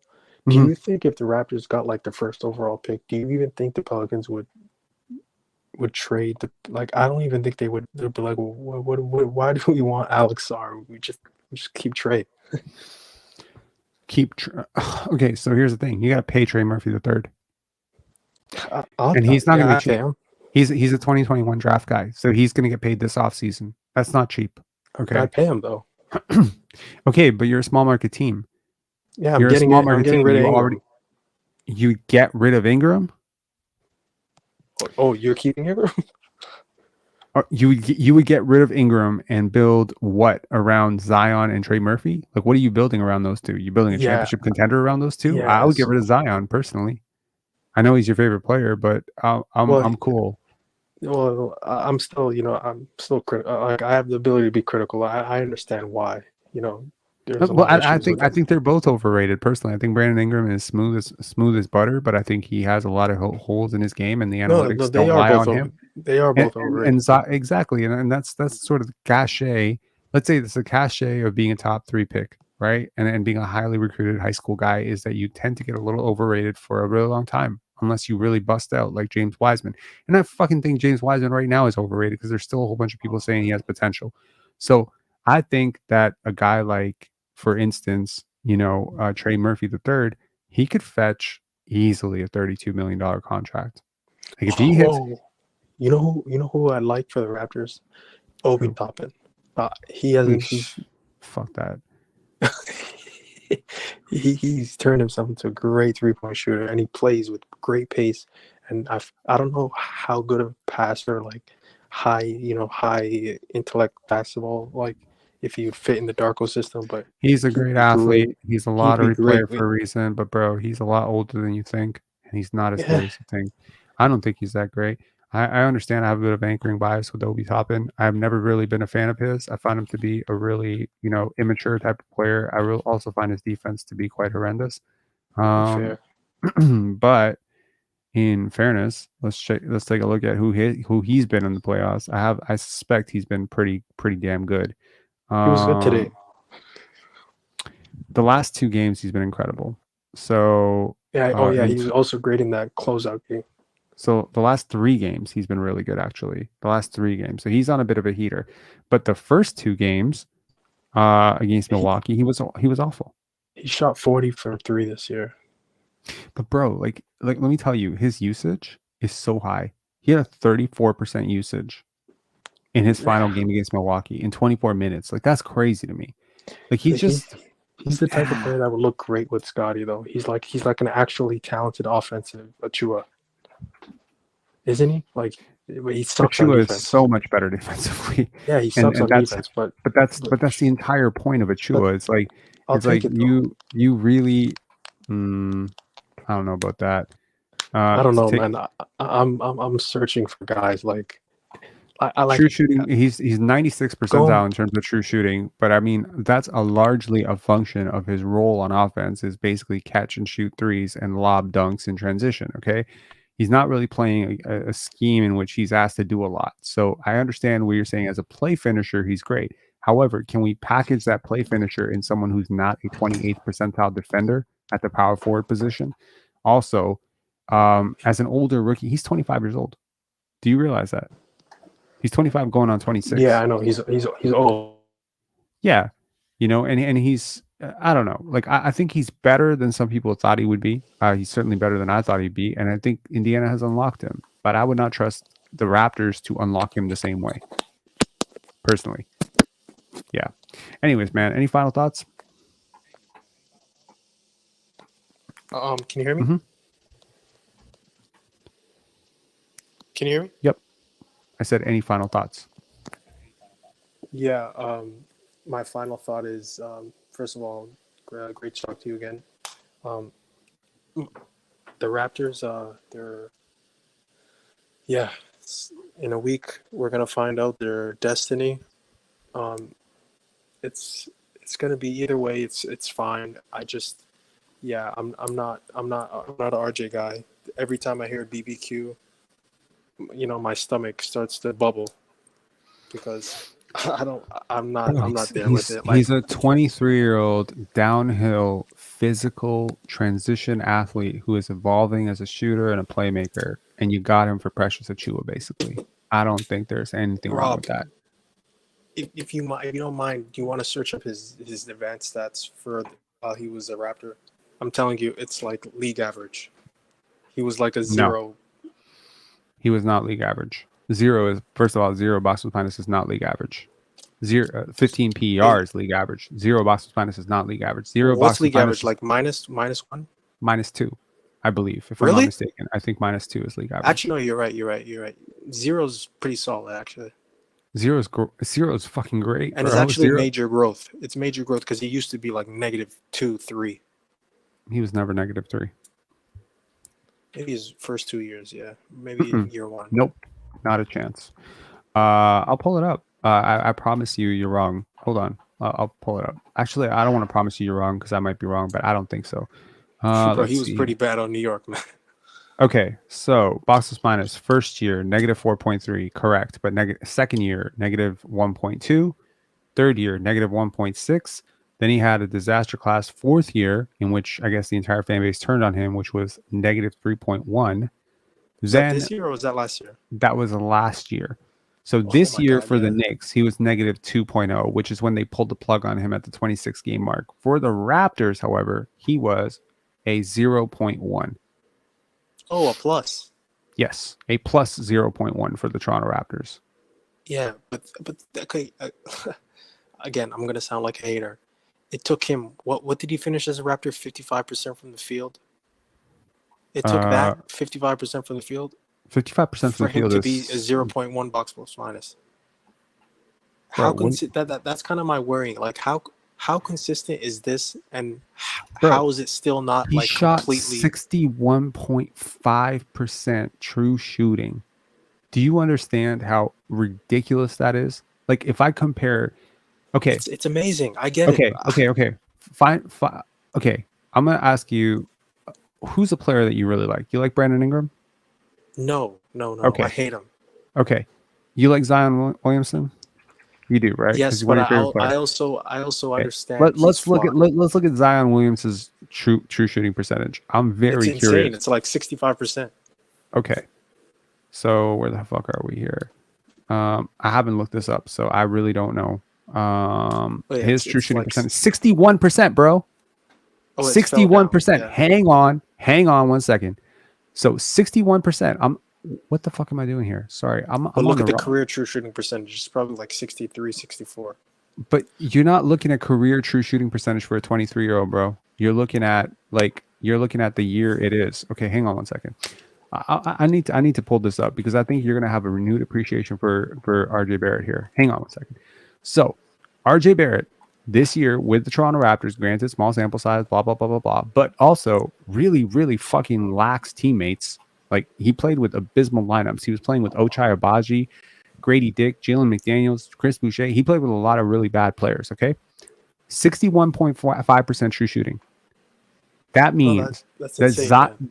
that RJ Barrett was more efficient from the field than Zion Williamson. Let that simmer for a second. Given the athletic potential, the shooting, the structure, everything that is around Zion. Now, RJ was, for the vast majority of the games that he played for the Toronto Raptors, I would say he was at least a top 2 option for the team. He played very minimally with Pascal Siakam, right? He played very few games with Siakam. Of the 32 games, I think he played maximum 15 with Scotty, 16, 18 with Scotty. So at least 12 to 13 of those games were without Scotty. I'll take a look at where his true shooting was towards the end of the season. But dude, he was consistently fucking crazy. It's not like there's like 7 or 8 like 95% true shooting performances that are just boosting it up. Like he was pretty consistently good for the Raptors. Hang on a second. So these are his games. The last 3 games he played for the Raptors were terrible. Yeah, Just it's or fine. It's three fine. three of 4. But true shooting percentage as a Toronto Raptor, where is it? Here. So true shooting percentage as a Raptor, 61%, 52%, 71%, 78%, 80%, 75%, 22%, 59%, 65, 45, 52, 70, 48, 65, 75, 74, 41, 59, sorry, 60, 56, 43, 69, 65, 69, 72. Dude, this is not a hot 2 weeks.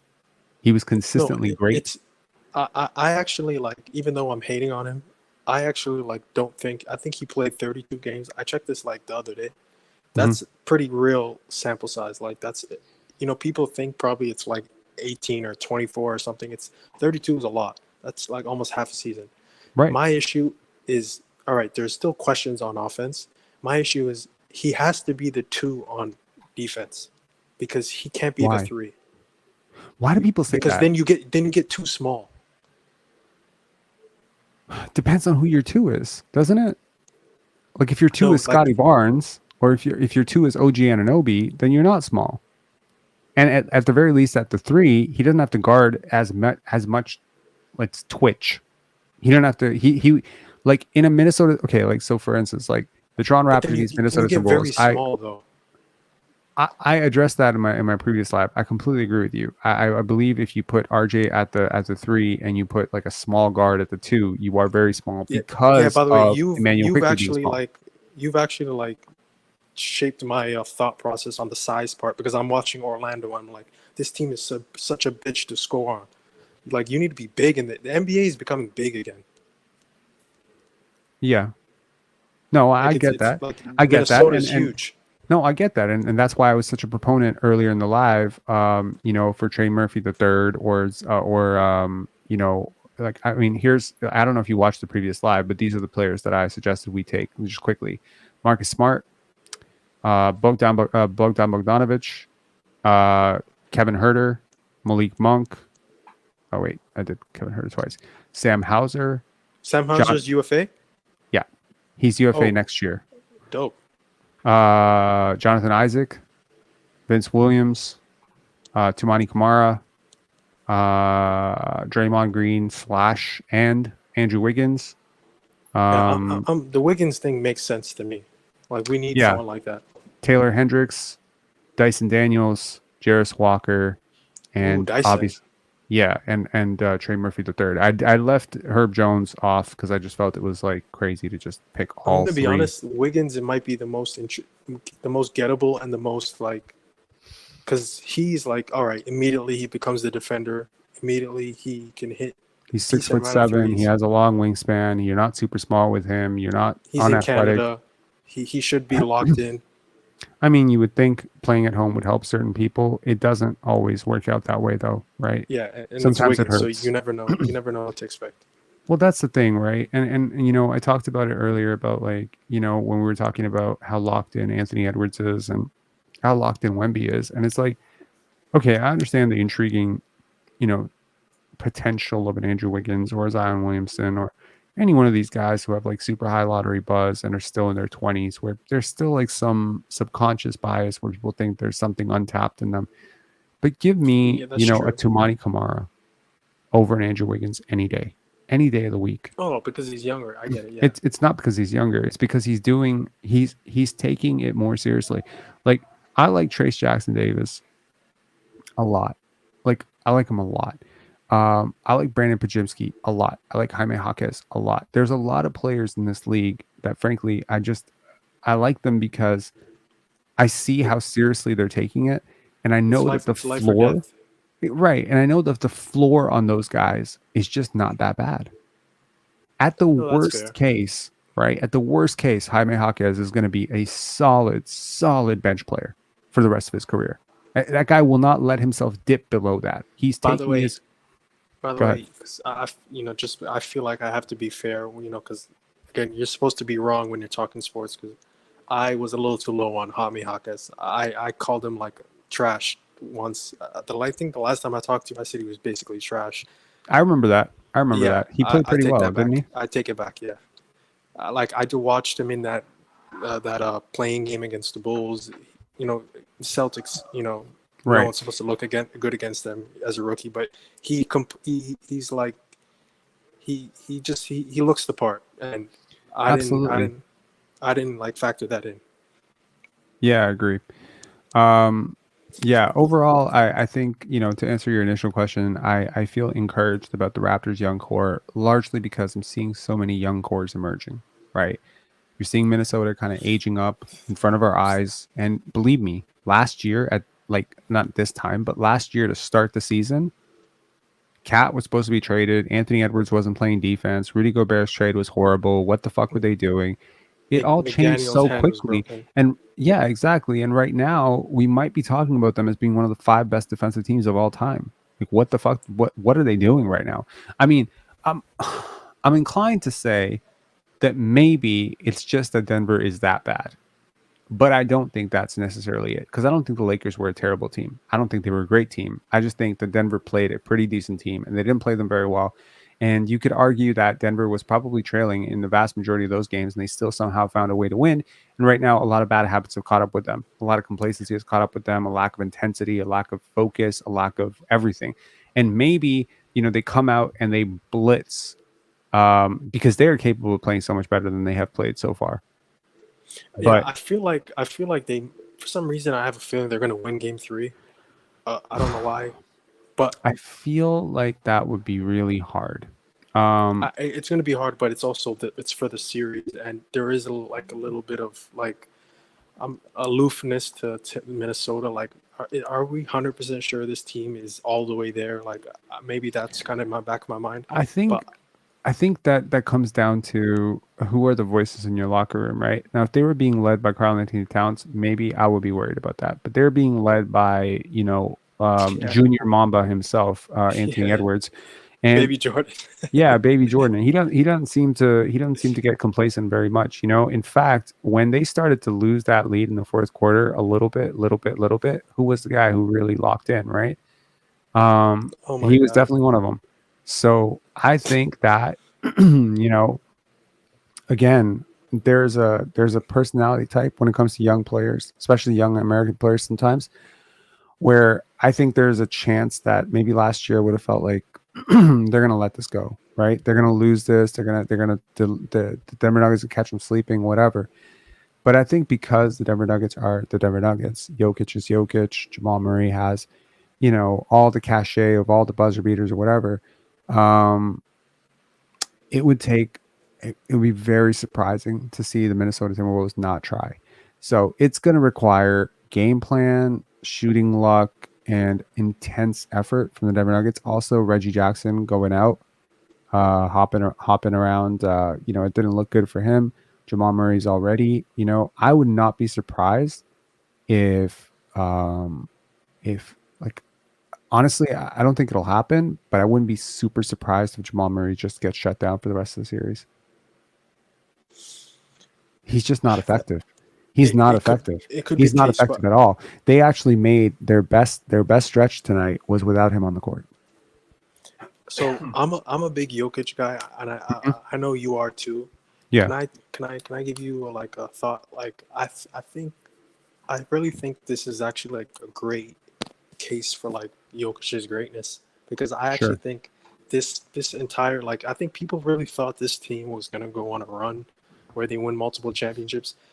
I think this series is kind of exposing them, because I think everyone on their team outside of Jokic is ludicrously out, overrated. I don't think Aaron Gordon is that good.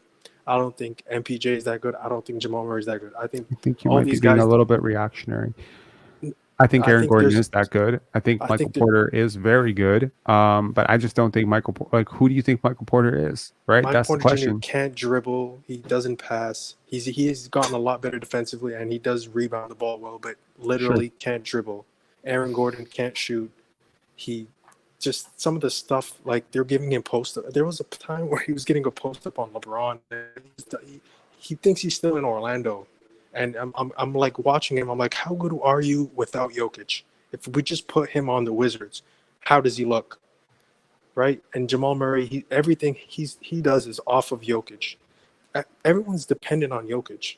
Like there's Sure. a reason why none of these guys have ever made an All-Star team, right? There's a reason why teams that win championship have multiple All-Stars. This team is Here's like Michael it's all Porter Jokic. Jr.'s here's Michael Porter Jr.'s offensive profile. He's a 90th percentile offensive player according to Crafted. In terms of shot quality, 90th percentile, true shooting percentage, 73rd percentile. He is also, by the way, a jump shooter who has a higher true shooting percentage than Zion Williamson, FYI. He doesn't get to the line a lot, but his 3-point attempt rate is incredible. And by the way, he hits a lot of them, which is very important. His load and creation is fine. His portability is very, very good. Um, Much better defender recently. He's been The a better recent, defender, but he's still not a good defender. He's definitely miles above an RJ Barrett, but he's not quite on the level of, but Rob, he's a Jokic merchant. Those looks he gets off of those kind of like, dude, like what are you expecting? Like what do you want him to be? You want him to just but ignore Jokic and Murray? You want him to but ignore everything and just go but into what? Because dude, he was the no number no one no he was the number one player in the country. He's a very offensively talented player. And just because he's not doing that, he's 25 years old, man. He's a very, very good player. no. Like he is a good player. When I say Jokic merchant, like I don't mean like if you put him on Dallas, Okay. I don't think he would be like a Luka merchant. I think he would look significantly worse playing next to Luka, because it's like Jokic, his looks off of it, his double teams and his passing is completely different than like the LeBron Luka looks. Those are like stationary, like wide open passing it to OG Anunoby in the corner. Like it's different. This is like Jokic is But you're talking so about him like, amazing. bro, you're talking about him like he's James Jones feeding off of LeBron James or like Mike Miller. He's not that guy. I He's a don't very that good of a talented movement player. shooter. Hmm? I don't think he's that good of a movement shooter. He's not. It's a lot of dribble handoffs with Jokic as a screener. That some of that stuff is that can't be replicated with just any other big. So that's a lot of that is Jokic is pulling like just an all time. This is like a LeBron level carry job. It's not like I just think that when you run your offense through a particular player, they're going to get a disproportionate amount of credit and blame for what they do. I mean, look, there's a lot of really talented players who played with LeBron. Like, look at Chris Bosh, right? Chris Bosh was fully unlocked in the Miami Heat offense, but he was far from the individual talent. You're telling me right now, you put Michael Porter Jr. in the role that Bradley Beal is in right now. You're telling me he's not averaging 20 plus points. Consider for instance the role that Kyle Kuzma has for the Washington Wizards. You don't think Michael Porter Jr. is better than Kyle Kuzma? I do. I think he's a I lot don't better than think him. it changes the outlook of that team. I think they win 2 or 3 more games. Okay, here's a question for you: Michael Porter Jr. or Pascal Siakam? Who you got? Who would you trade? Would you, if you Oh, were the Denver Nuggets, would you trade Michael Porter Jr. for Pascal Siakam? oh, MPJ is definitely better, but Okay, you're I'm talking. really Okay, low so on hang on Pascal one though. sec. Okay, but fair enough. But let me just caution here. You just said that a 25-year-old is better than a 29-year-old two-time He's All 30 now. NBA, 30-year-old two-time All NBA, two-time All Star, world champion. Bro, he's not that bad. He is slightly, however, overpaid. He is overpaid, and Well, I think Pascal's not all NBA no more. Like you don't have to give me his resume. he's not All NBA anymore, but he's not that far off either. Like Pascal's not a top 50 player in the NBA. that's crazy. That's crazy. I truly believe he's not top 50. 50, I think top Franz Wagner is better 50. than him. Okay. Is that crazy to say? I know he went 1 for 15 yesterday, Jesus but fucking Christ. Franz Wagner is a way better defensive player, and He is a better you know, defender than him. He is way just better. way worse offensively, dude. I you know, listen, I think I'm a Pascal fan. Siakam will be the best offensive player on the Atlanta Magic tomorrow. Possibly, like he's the best like isolation scorer, but I don't know. It's not just that simple. He does a lot more than isolation scoring. Eh, eh, I don't know. Pascal's all right. You know, there's a He's reason all why. right, but I'm just saying, like, I think you take an idea personally. I'm taking MPJ over Pascal just strictly off of the threes. That's it. But Pascal does so much better, so many Well, things you better than pay for 3-point shooting. You pay for size. I mean, my God, man! Like, we did we watch the same series last round? I mean, they couldn't stop Michael Porter Jr. He's just so big. And I'm just saying, if you decided to run an offense differently, let's just say it's not Denver, let's say it's Phoenix or Washington or Toronto or whatever, would Michael Porter Jr. not be the second option in Toronto? Of course he would be. Of course he would be. He might be the first option for a little bit. So I'm just saying, like it's the same thing with Jamal Murray. It's like you can say he's bad, but I mean, like, let's not completely absolve Nikola Jokic of everything going wrong here, no. right? He Like, Jokic has gone overrated as a defensive player as well. what? You wouldn't agree with that?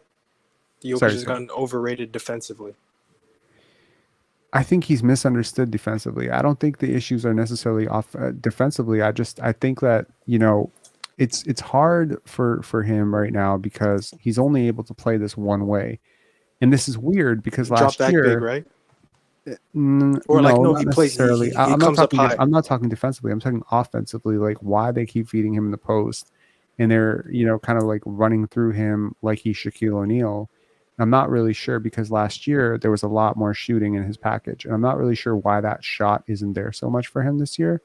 It's kind of like Franz Wagner. It's like these guys go through these like sort of lulls where like they can shoot and then they can't shoot anymore, and it's weird.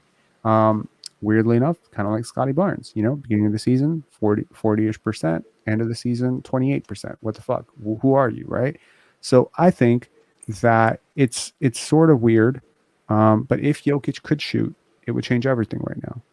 It would change absolutely everything for this team because they wouldn't be able to guard the Minnesota Timberwolves if Jokic would actually be able to hit threes right now. It's weird. Yeah, He's yeah. playing like he's fucking Jakob Poeltl right now, and I That's a don't great get it. point. Yeah, for some reason the shooting hasn't really developed. Even like over the last few years, his shooting is pretty much the same level it was like in 18-19, where he would hit his semi-open, wide open threes at the top of the arc. It hasn't really like the volume hasn't increased, the accuracy hasn't increased. I don't really know what's going on, but I will Yeah, say, I have to go to sleep. But I do want to just ask you one more question. Do you know in the beginning when the conversation started, you kind of were talking about guys and their want to and how much like sure. basketball matters to them. Hmm. Like you're locked in with Scotty, right? Basically asking you like how much like how much does he care about basketball? Like I know you're locked in with his trainer. Is he one of those guys similar to like Edwards and Victor? Like is he like operating at that on that wavelength? Um,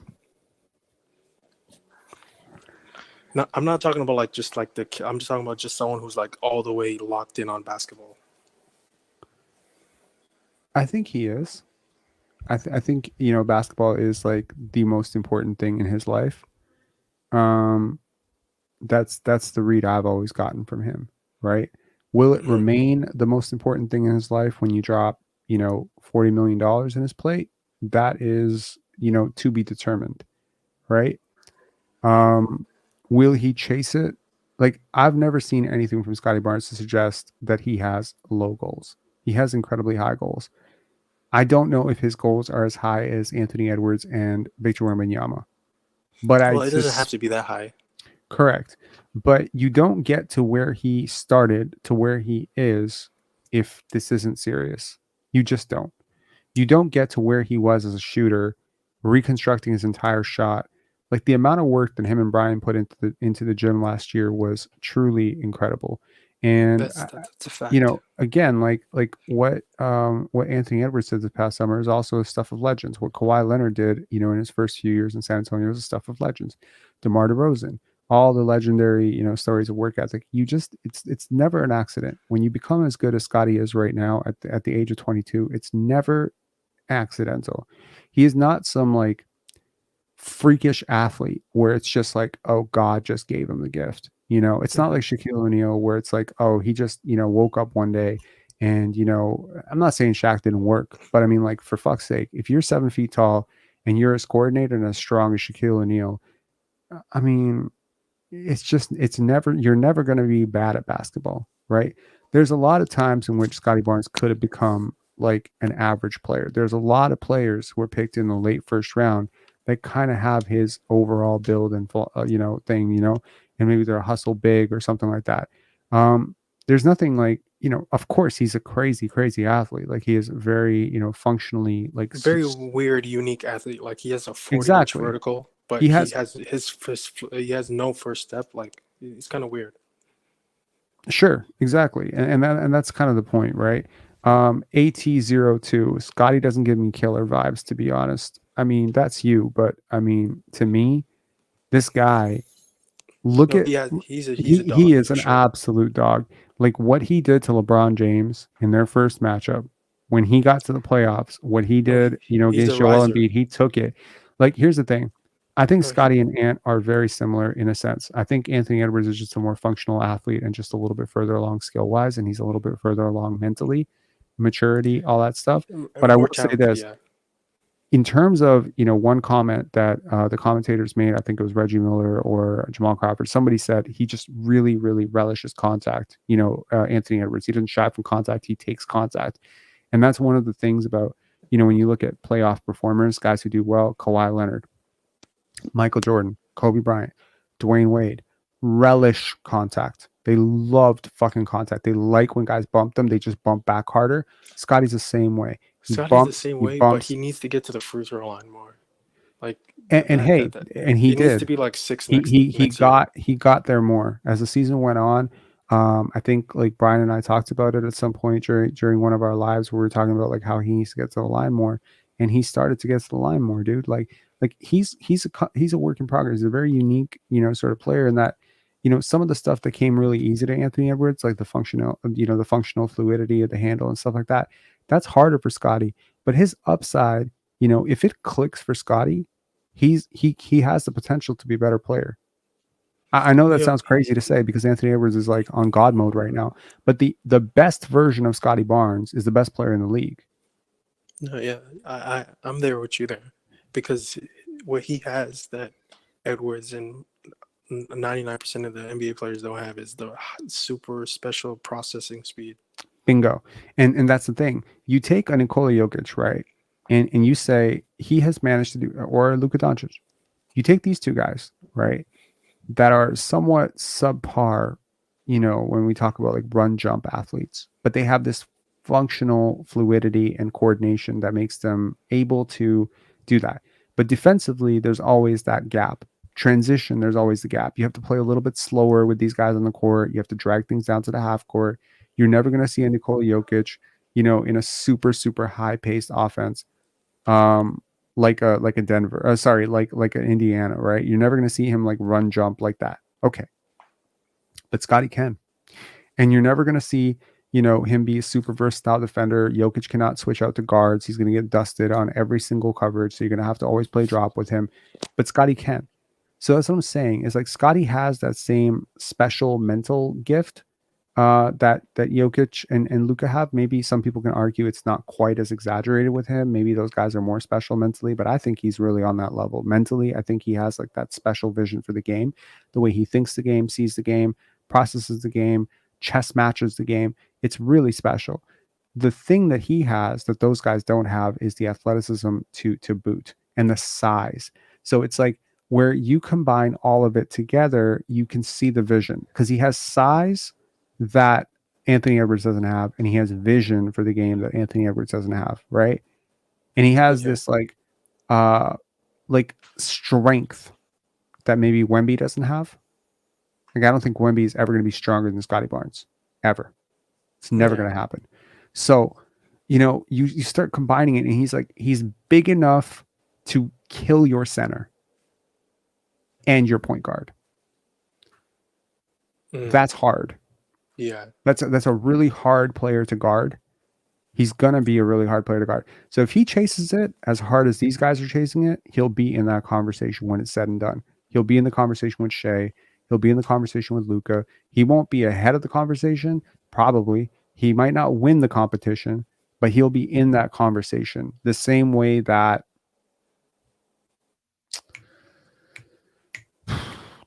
Jason Tatum is in that conversation, but maybe further along. I think if I had to pick a stock right now, Jason Tatum versus Scotty Barnes, I think it's really hard to bet against Jason Tatum because of all that he's done at such a young age and how proven he is. But I think Scotty's upside is higher. You know, In all honesty, like I have, I'm not even being biased right now. I'm taking Saudi stock, but who stock do you have, Ant or Tatum? Because I know you're a Tatum Anthony guy. Edwards, Yeah, easy. is it the intangibles, the personality? Is it that or is it the game? Okay, you know what? Here's the thing. I don't want to say easy because I think that's disrespectful to Jason Tatum. He's been to the finals multiple times, right? He's a very young player. He's a very good player.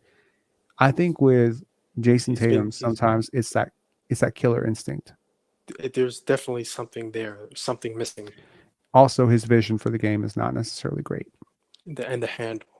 And All Anthony of it. Edwards does not get enough credit for like his handle. Like I think he made Reggie Jackson fall today. Like Yeah, he has everything on a string. Like Anthony I didn't Edwards' realize his handle was that skill tight. work. Oh yeah, it's incredible. His control of his body and the basketball is like on a completely different level. Like to Yeah, the point it's where he is moving at a different pace than the other players on the court. I haven't seen it. Like it is and he's very. becoming a pretty good passer too. Like he might be It's okay. He passing, he can make simple reads. but it's already like approaching Tatum's level, and he's It's in like I in year think I seven. think he's I think he's a better passer than Jason Tatum right now. Oh, and he's a better defender.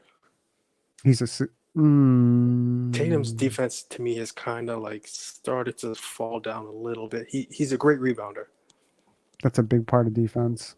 It is a big part, yeah. um It is a big part, but I feel like I don't know Edwards when it's hard because both he guys are flanked he's by like a these fire incredible. hydrant. But these both these guys like who would they be on the Wizards? Like that is my litmus test for everybody. Who are you if you were on the Washington Wizards, right? Like what kind of floor raising ability can you do? So here's a question for you. Let's say I drop Anthony Edwards tomorrow on the Wizards. How good are they? So What are they and how let's good are just say they? they won 12 or 13 games today, or Whatever. Yeah. So you have a team of Jordan Poole, Bilal Koulibaly, Denny Avdia, Daniel Gafford is gone, so I don't know who the hell is starting at center for them right now. Kyle Kuzma, that's your team. Okay. How good is that team with Anthony Edwards? Are they a how many? playoff team? Are they playing team? Are they better than the Magic? Who are they beating in the playoffs? All right, well, listen, they're not beating any of those teams, but they can. They're like a playing team. Okay. They're a playing team. So they're on the They can level beat. of the They're Atlanta better than they Hawks. can beat the Bulls. They're on the level of the Hawks, the Bulls, the Heat. Okay, cool. What if I took Jason Tatum and I put him on that team? See, I actually think right around that same level. I But don't think so. I think Jason Tatum makes him better. So that's the thing. Right now, Jason Tatum is, I think, slightly better than Anthony Edwards. Again, the Anthony Edwards we saw in the playoffs is a different player I, than th- the I Anthony think Edwards we I saw in think the regular season. I think he's peaking right now. I think maybe his arrow's pointing like like on a chart where it's just straight up. Like I think he's touching another level, but for some reason, Dude, he's always honestly, like I that think in I the think like playoffs.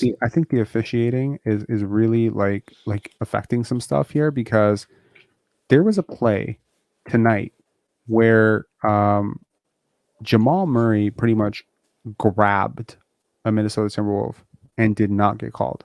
Like he wrapped him up. He tried to foul him, and the call was not called. I think he tried to wrap Jaden McDaniels. So these referees are doing some funny business right now, like some very funny business. And I feel like the amount of physicality that has been allowed is allowing a player like Anthony Edwards to thrive. But also, you know who else is going to thrive in a league which is more physical? Scotty Barnes. Um, that's why I'm just like I'm envious right now, right? And in terms of Jason Tatum, in terms of where his defense has fallen, I think where his defense rises, where maybe Anthony Edwards does not, it's just that he's bigger. And because of that, he actually can guard. Like Jason Tatum can reasonably guard 3 to 4 positions. I'm not sure Anthony Edwards can do that. Is that a big deal for me? Yeah, sure. Versatility is a really big deal for me when it comes to defensive Honestly, I schemes. think Ant can guard like half of the NBA's fours. Fours? Half of them. Like he's incredibly like he's like a fire hydrant. But I but think that kind of comes down to just the fact that fours typically are not fours they're shooters anymore. now. They're Yeah. shooters, so that's different. But yeah, you're right. But in terms of versatility, I'm not really sure Anthony Edwards can guard a four in the post, like a good four. Yeah, but He like can guard Pascal Siakam. That's no problem. Yeah. yeah, well yeah. Honestly I was thinking about Pascal because I remember him But if you put Paolo shutting Banchero Pascal on down him, in the fourth quarter but if you put Paolo like last Banchero on year. him, he's in trouble. Oh yeah, because he's built like a center. But going back to the Tatum Ant thing, it's kind of like Ant. Just look what he's done to this wilderness franchise. Like he has everyone believing in themselves. Tatum was drafted to a team that was already a ready-made team. It already had culture. Brad Stevens was like the father. He was like Mm, the he's he a was the really really big part of that culture, man. You cannot take away the success that the Boston Celtics have had with Jason Tatum. He did this as a rookie. He led them to the Eastern Conference Finals as a rookie. Anthony Edwards did not do anything like that in his rookie season or his sophomore season. So we cannot just take away from Jason Tatum because we have a new shiny toy to play with.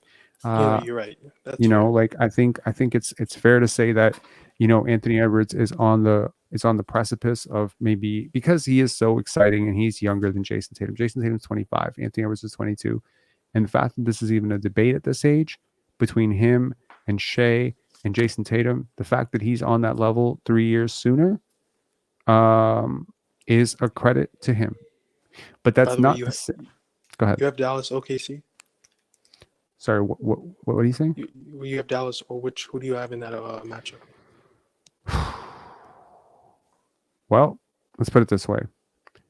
I think Dallas is the third most likely team in the league to win a title, and I Oh don't my think God, OKC is one of the second or first. you think So, you're one of those Dallas guys, huh? well, I don't know what that means, but to me, You're in they on they them. are they are impossible to stop. Like everything Anthony Edwards is doing right now, Kyrie It's Irving just is doing in a completely different way. it's just a lot of PJ Washington. When I watch them, it's just like PJ Washington is ending up with the ball a lot. It's just a lot of PJ. Sure. I don't know. Uh, I don't think that's a good thing. You know, like for example, Oklahoma, it's going to be like a lot of Jalen Williams and then Shea, and it's like, oh, it's Chet, oh Lou Dort. It's like then all of a sudden it's like PJ Washington. I don't know. I don't know, man. I think to me coming out of the West, like my playoff rankings in terms of in my mind who were the playoff contenders. Denver, in terms of the West, was my number one. Number two, I think I was pretty sold on Dallas being my number two because my betting definitely suggested Dallas was my number two. My number three was probably the Clippers. My number four was who the fuck was my fourth? Minnesota. And my fifth was OKC.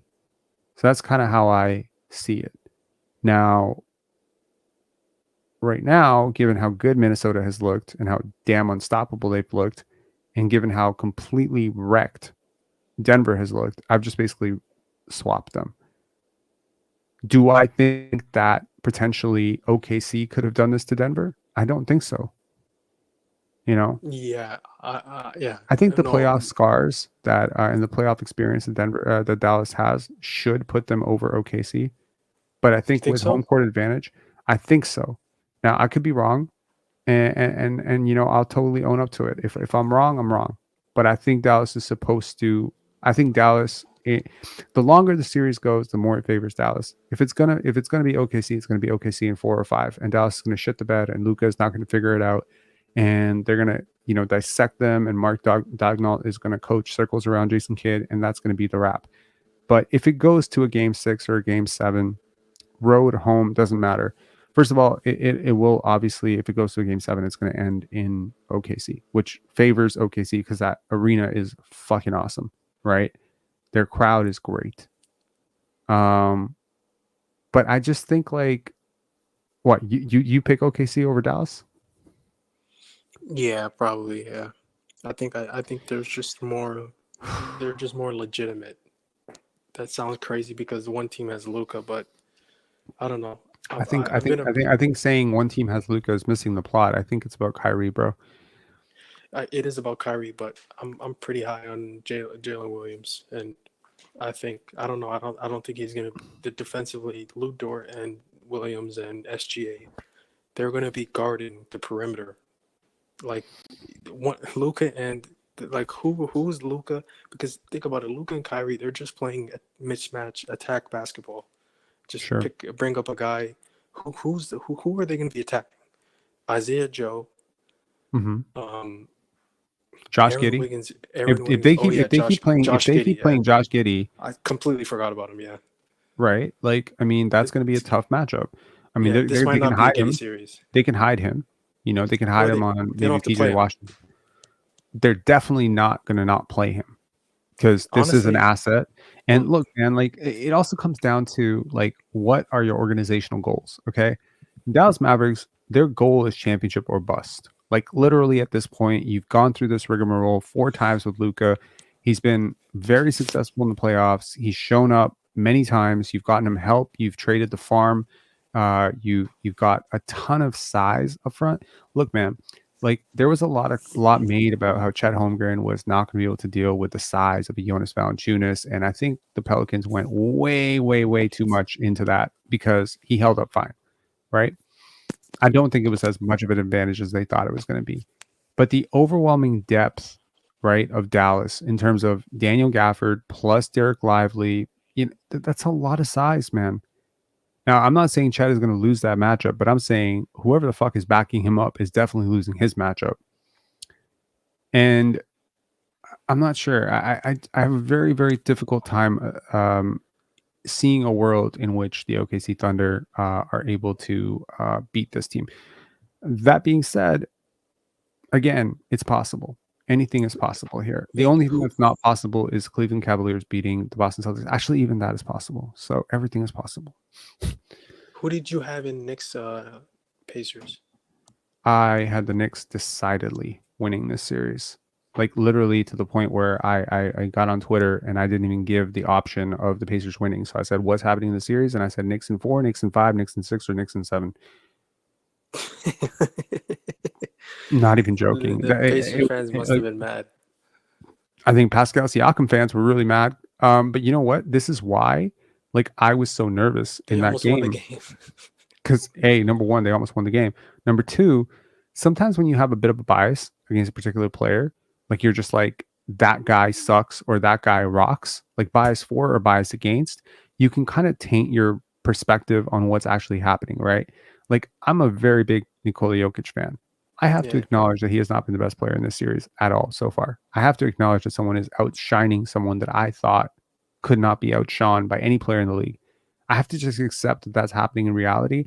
And I can't just keep doubling down on a stupid take. I have to accept, like, after the first game, like, I walked into this series very, very firm that Denver was going to win, but that Minnesota had a puncher's chance because of how great Anthony Edwards was in the first round. Mm-hmm. If he had not been that great in the first round, I think I would have walked in saying Minnesota is getting wiped. But I didn't feel necessarily Minnesota get wiped. I thought maybe they would push it to 6 and they'd be competitive. They get some playoff scars.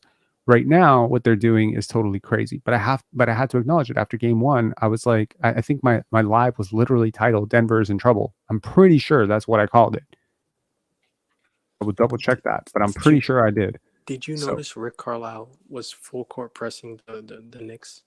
yes, Man, they oh will my figure that God. out, and that's my point. They showed their hand a little too early. Um, yeah.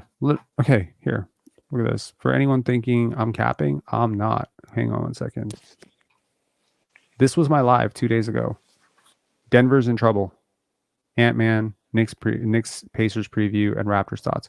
Yeah. Yeah, like like what I saw from him was insanity. Like it was just like it was clear to me that he was going to be a really, really big problem for the team that was facing him. Jaden saying they can hide Luca on Giddy, to be honest. Yeah, and that's a really, really good reason why I Yeah, think. they're going to be But I attacking was Luka most as what I well. was most impressed with Kyrie Irving's defense in the previous series. I thought he was great. He was really, really extending himself defensively, and I think he was a really, really big part of why they won that Clippers series. I think the Clippers were legit. I mean, okay, I mean, let's they be were real. missing Kawhi. They were missing Kawhi for the most of it, but hey man, they lost the 2 games with Kawhi. Yeah, but honestly, watching that series, I was like, man, if Kawhi would have played and was regular season Healthy. Kawhi, I think they would have beat them. Yeah. Okay, but in fairness, Luca was not healthy either. They didn't get the most of Luca. Eh, uh, No, I not mean, like Luca is not healthy right now. This is not the Luca Doncic we've seen for the first 4 years. Okay, so sure, but you're missing Luca. You're kind of like iffy with Luca. They're iffy with Kawhi, and frankly, like the base of Kawhi is much higher than the base of Luca in terms of like what they can give defense. you defensively, exactly as a two-way thing. Because if Luca is not hitting shots and Luca doesn't have the mobility and Luca can't get downhill, Luca is useless defensively, right? And so he's such a liability. There were so many times where they went away from him because he just couldn't get any burst. He was just standing in the fucking corner as like a decoy. Like I'm like, oh my god. Like there were possessions. I've never seen this in my life with Luca and the Dallas Mavericks in the previous series, where against the Clippers they went 4 or 5 possessions. He barely touched the basketball. Like they just have him out there because he has to be out there because he's a star. But there were times where it was like literally he was deterring, like he was a hindrance to them. So if he's healthy, I think OKC's in trouble. If he's not healthy, I think Dallas is in trouble. That's just it's it. I think Luka's health swings the series for me. But if Luka is not healthy, then Shea will just be the best player in the series. You know? I got one more question for you. Yeah. Who do you think is a better prospect? Or they're not. These guys aren't even prospects anymore. I don't know why I'm talking about them like that. Evan Mobley or France? Because I know you like Mobley. I really like Franz too. Um I have one decidedly.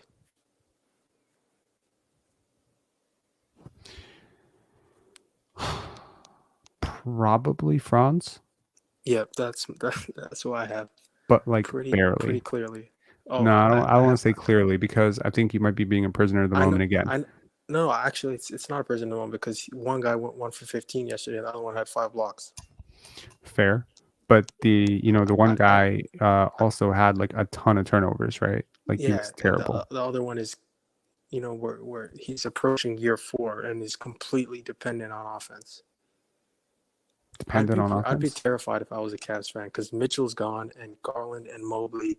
Like think about Garland and Mobley like what they were built to be like 2 years ago.